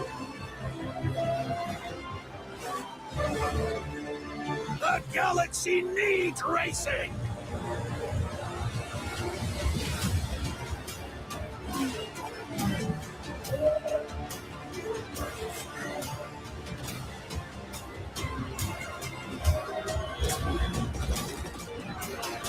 How is it that we have not got like a really good Star Wars racing game with all the like speeder bikes and shit in the franchise, right? And only just now we're seeing one. A lot of them turned out trash, remember? Yeah. Now this is pod racing. Yeah.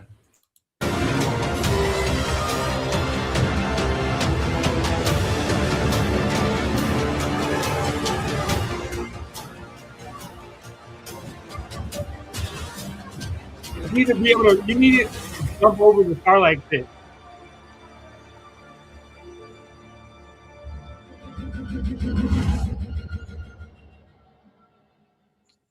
Coming 2026. I'm excited. Star Wars pod racing. This is another franchise. I love fucking Mega Man games. Right now, I have the Mega Man Legacy Collection, the Mega Man X Legacy Collection, the Mega Man what the hell is it called? The Zero Collection, and the what's the other one? Battle Network. So now they finally have released the Star Force Legacy Collection. Geostellar, on the air.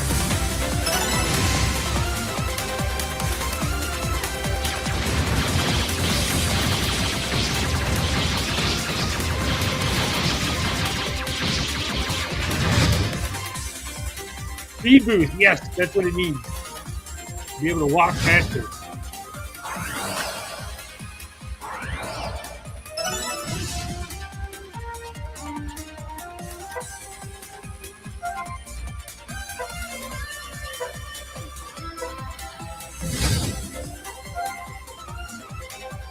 Seriously, anybody tell me who cares about like songs in these collections?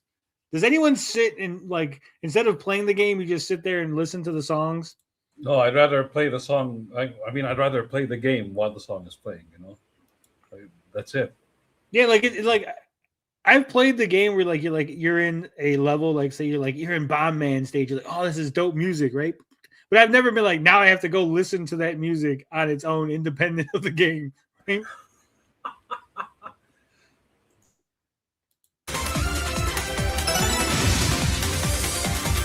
Bonus card.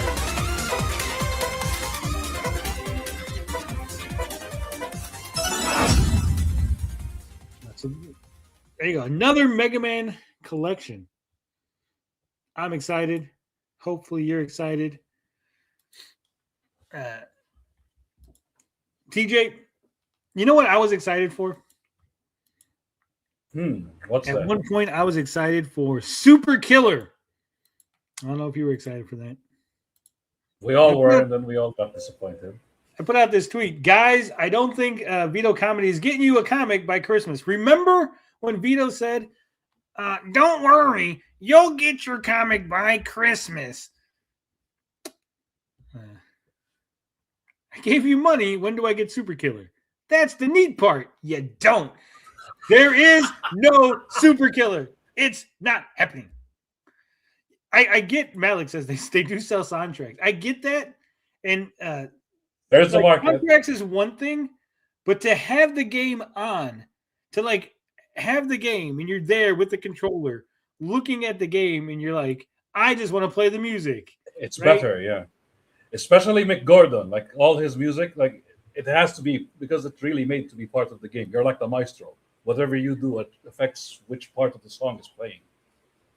You Super J says, remember when Capcom fucked up the GameCube Mega Man collection by reverse mapping the controls? Yes. What I hate is when, so obviously the older Mega Man games have like, you know, on the NES it was the A and B button, right? I hate when modern games make the X button the shoot button by default, and then like the jump button is like O or triangle or something. It's like, fuck no. Like the X should be your jump because it is the one you're going to hit the most, right? And it's right there at the bottom of your thumb. It's at the base of your thumb. Then the shooting button should be definitely the square because that extends from the jump. Hitting the fucking X and the O, or the X and the square rather, is the easiest, right?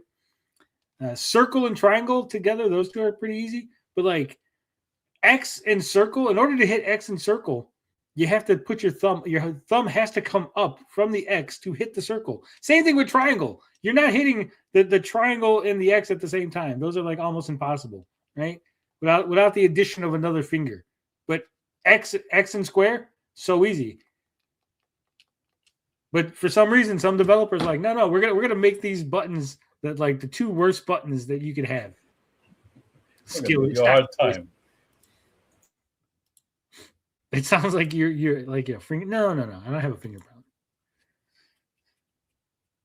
problem. Mega Man Legends, goddammit. Yeah, exactly. Deadly neurotoxin. But look, we actually have an update from Vito himself. Vito responded, definitely not by Christmas. Nope. So there you go, guys. I know Vito promised you by Christmas he was going to get you your comic book, but looks like that's not happening. Damn. Shocker. I like that you gave him a like, too. Look at this. Yeah, I did give him a like. Gotta give him a like.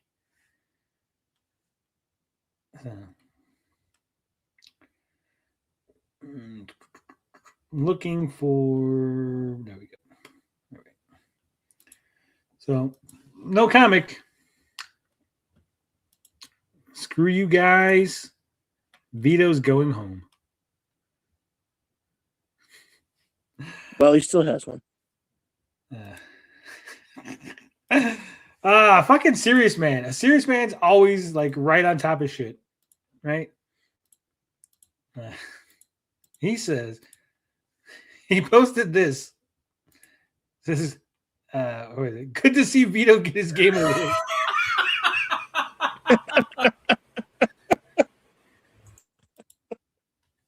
Oh, that's perfect. It really is, though. Oh my god.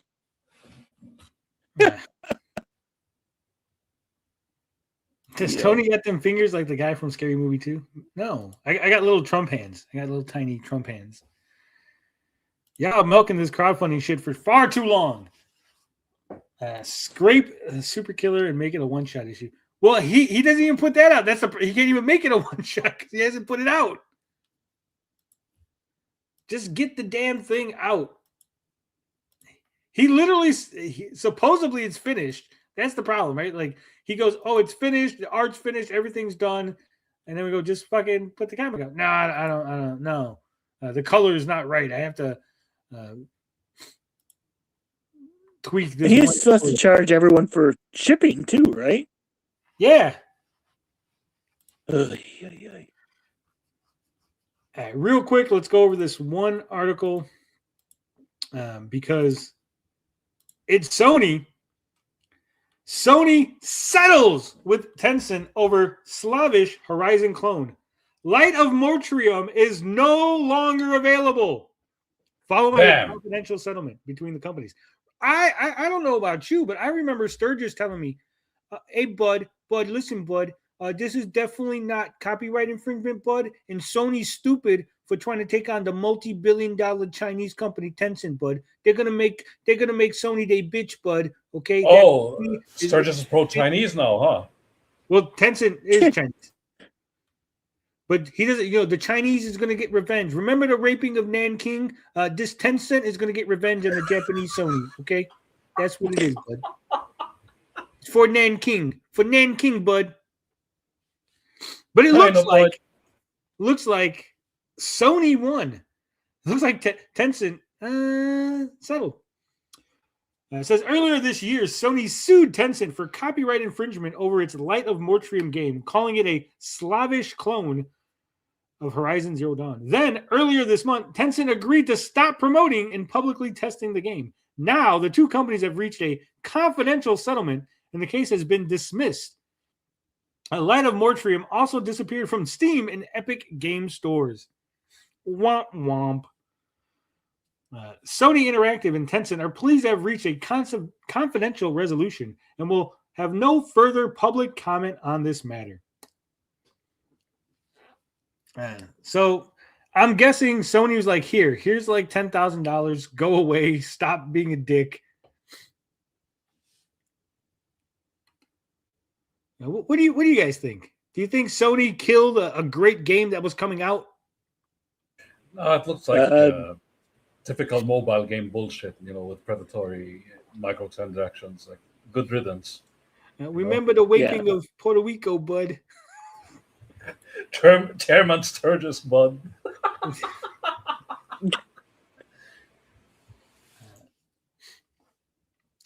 Yeah.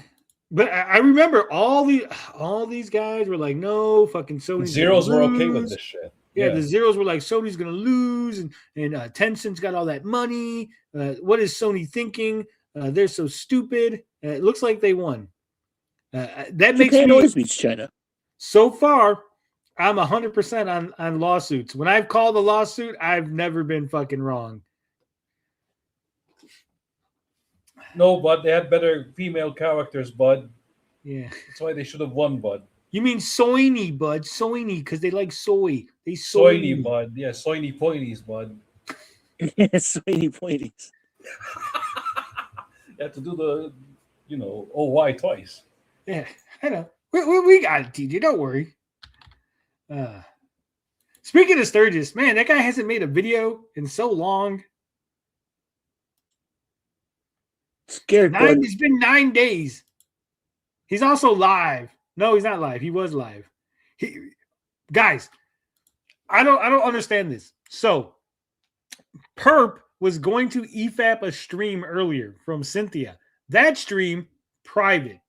Sturgis did a stream talking about me. That stream, gone. Not on his channel no more. They're scared, Bud. I know. We stay winning, is what I say. All right, let's take this bad boy home. Let's get this Gabbing with Geeks in the bag. Frog Tony's channel, as you can see, guys. Don't forget Joe King versus comic book layout sketchbook featuring the Fabulous Frogman. Now available. Grab it in hardcover, $60, oversized A4, $40, and digest $20. And there's the links. You can go to the thing. That's what it looks like. Let me see if I can zoom in. Can I zoom in?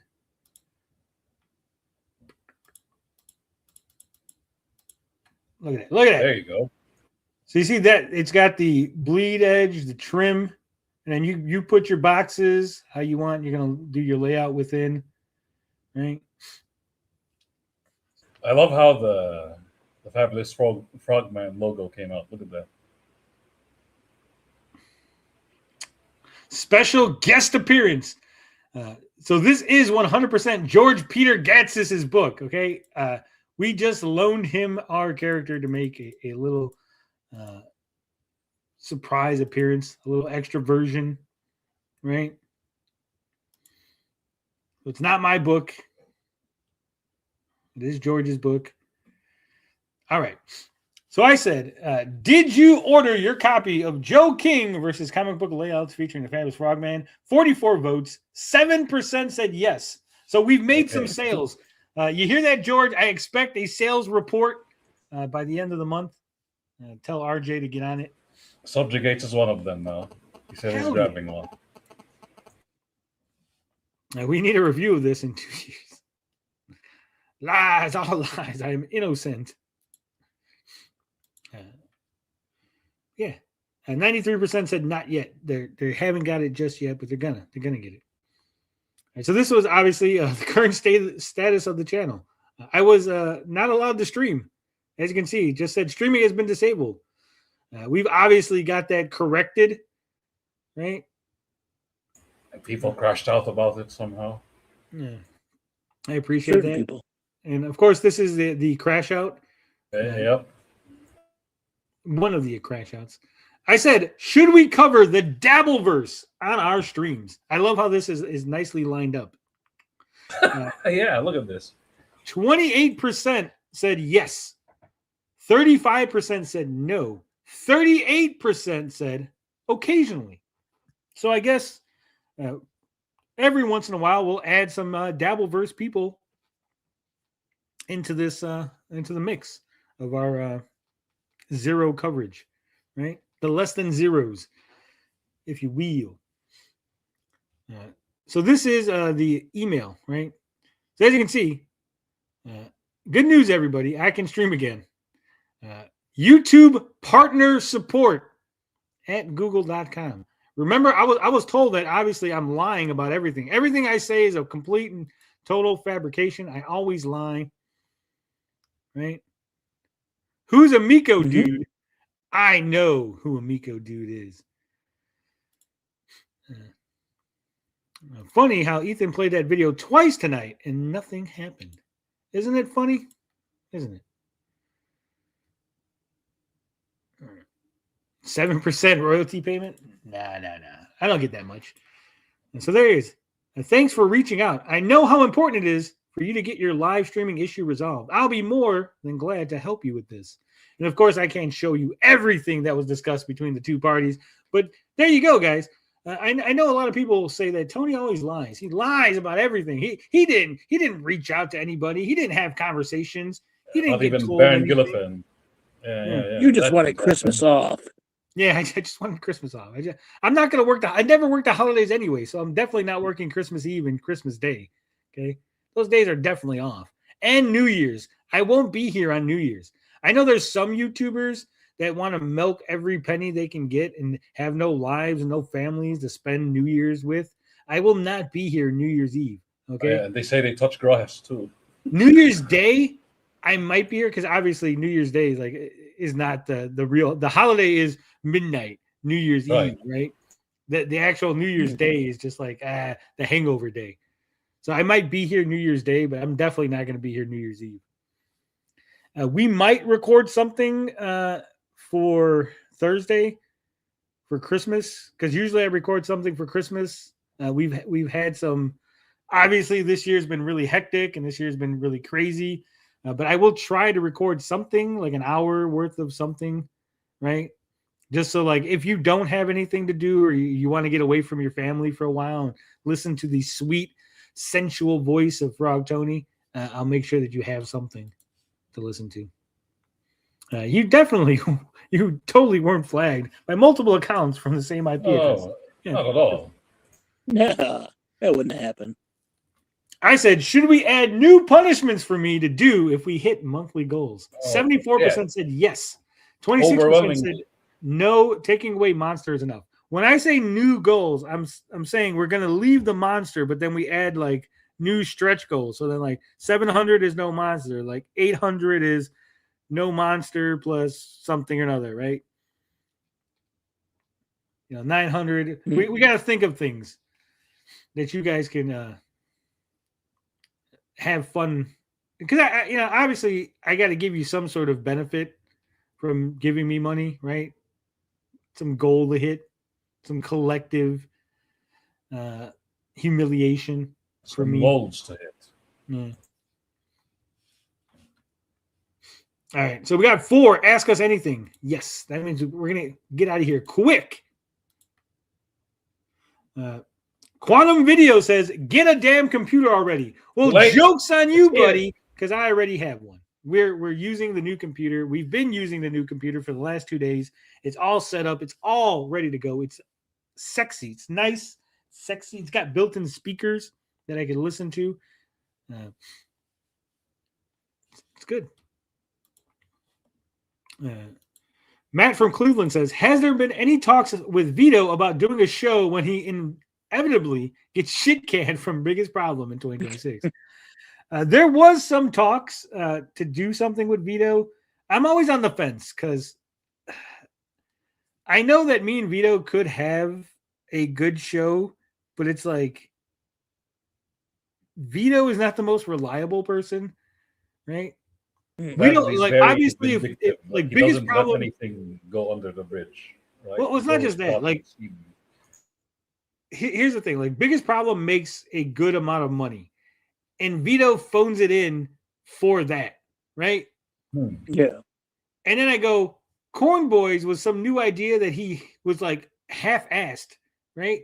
So like, I can imagine if I try to do a podcast with Vito, we're not going to make any money initially, right? And I think he might just like quarter ass it or like 1/10 ass it. Yeah. Like, fuck it. Well, why am I going to try? We're not making any money. Why would I try? We're not making any money, Tony. When we start making money, that's when I'll start putting in real effort. And so then it'd just be like a pain in the ass. And that's kind of what happened with Saggy. Like, I like Saggy. Saggy's awesome. But like, her heart wasn't really in the idea, and so it was like, the first week it kind of went like okay, and then the second week it was like and then we're like, she liked the idea initially how it was pitched, and then she wanted to change it up already, and I was like, and then I had the computer issues, so the Cloudcast just kind of died, right? And I have a feeling like that would happen with Vito. Like that first thing, like, yeah, he'd be really excited, but if it didn't get like instant fucking recognition or fame, then he would just like drop it or like make excuses. I mean, he was running his own show. He had fucking the Monday Night Grift, right? Then what happened? The Tuesday Night Grift. Then it became the No Night Grift. Remember all of Tony's channels? I do. I unsubscribed from all of them. Shut up. I'm the same way, right? I get really excited by an idea, and then I get swept up in other things, and then that idea just kind of sits on the wayside. Sketchbook says, "Why haven't you streamed on Mondays anymore? Will that be a regular thing from now on?" No. It's just been a coincidence that we've missed a couple Mondays. Last Monday, it was actually TJ's fault. Yeah. Okay. I'm going to be, by the way, for a while. So. Yeah, well, TJ hit me up. He's like, I'm gonna be busy, and I still didn't have the new computer, and so I was like, fuck, I got nobody to help out, and so I was just like, fuck it, cancel it, right? But now that I have the computer and everything's running smoothly on my end, I'm not gonna have to worry about that. So if TJ has to miss something, or Auto has to miss something, or we can't get perp on, or whatever it is, I'm still gonna be here because I can run everything myself. Go on. Yeah. So you don't have to worry about that anymore. No more canceled shows. And in 2026, I promise that if I ever cancel a show, Autoy Fanboy will show you his butthole. Okay. Woohoo! He will do a PPP and he will show everyone his butthole. Yeah, chocolate starfishes for everyone. Just in case anybody decides to clip that, I am only playing. I'm only joking. Also, apparently there's a new feature in StreamYards. If you say clip that, the AI will remember that. And then when you go to like make clips, it'll have that moment ready for you or something. Is there anyone you suggest I could reach out to for some critiques on my world and story? Ooh, for free? Man. You might be able to, like, if you need to reach out, I obviously can give you, you got to remind me. Fucking people, I swear to God, no one reminds it. Guys, I don't know how to say this, okay? If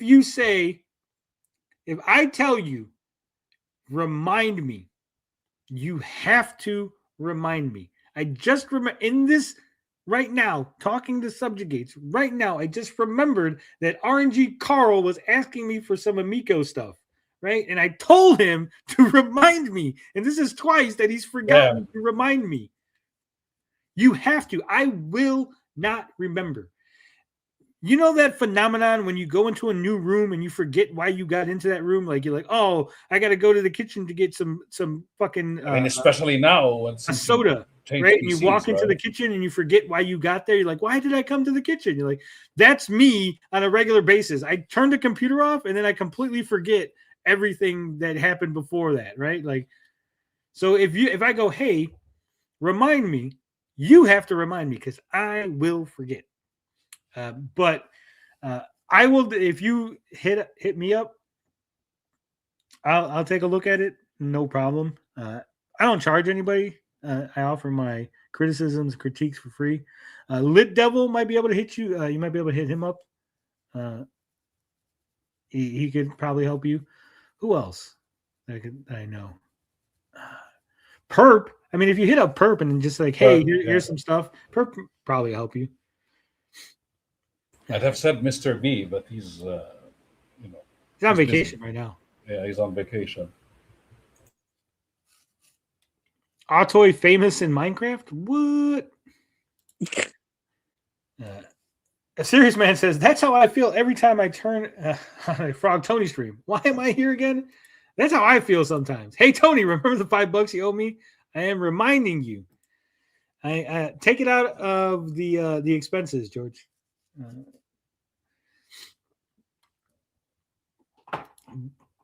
But yeah, I forget. I am someone who I have the memory of a goldfish. Okay. Paul Ogg says, when Vito was in his mother's womb, did the umbilical cord wrap around his neck, cutting off the air to his brain, or was it simply being dropped on his head once or twice? Why not both? Yeah. Remember when Vito was telling the story on Biggest Problem about having the severely retarded brother? I think that was actually a story about himself, and he just pretends like he has a severely retarded brother. That would explain a lot. It would. All right, guys. Thanks for spending some time with us. Thanks for listening to me drone on and on about SmashJT's lawsuit. You still live? Catching up on the earlier SmashJT stuff. Retro Bro is the biggest retard. Fucking Bob comes in, just shitting on Bro at the end. Gotta love it. Doesn't Vito's brother work in finance? I'm hoping that's not the extremely retarded brother, right? Maybe he's a Rain Man, you know. He handles all of Vito's investments. Oh, no wonder why Vito's his Bitcoin. But yeah, thank you guys for hanging out. Like I said, Christmas off, Christmas Eve off, New Year's Eve off. After that, we should be good until Valentine's Day. Valentine's Day off, obviously. We don't work the holidays around here. No holidays. Starting next year, not this Sunday, next year, we will definitely have the Sunday afternoon members-only streams, and we're going to bring back the Sunday early evening CG suburbs. right? Hell yeah. So, we got the computer. We got no reason not to. We're gonna go back to promoting. Obviously, Gabbing with Geeks, Friday wrestling, detracting during the week, promoting on the weekend. We're back to full capacity. Back in business, baby. Yeah. So look forward to that. And as always, love, peace, booty grease. We out this bitch.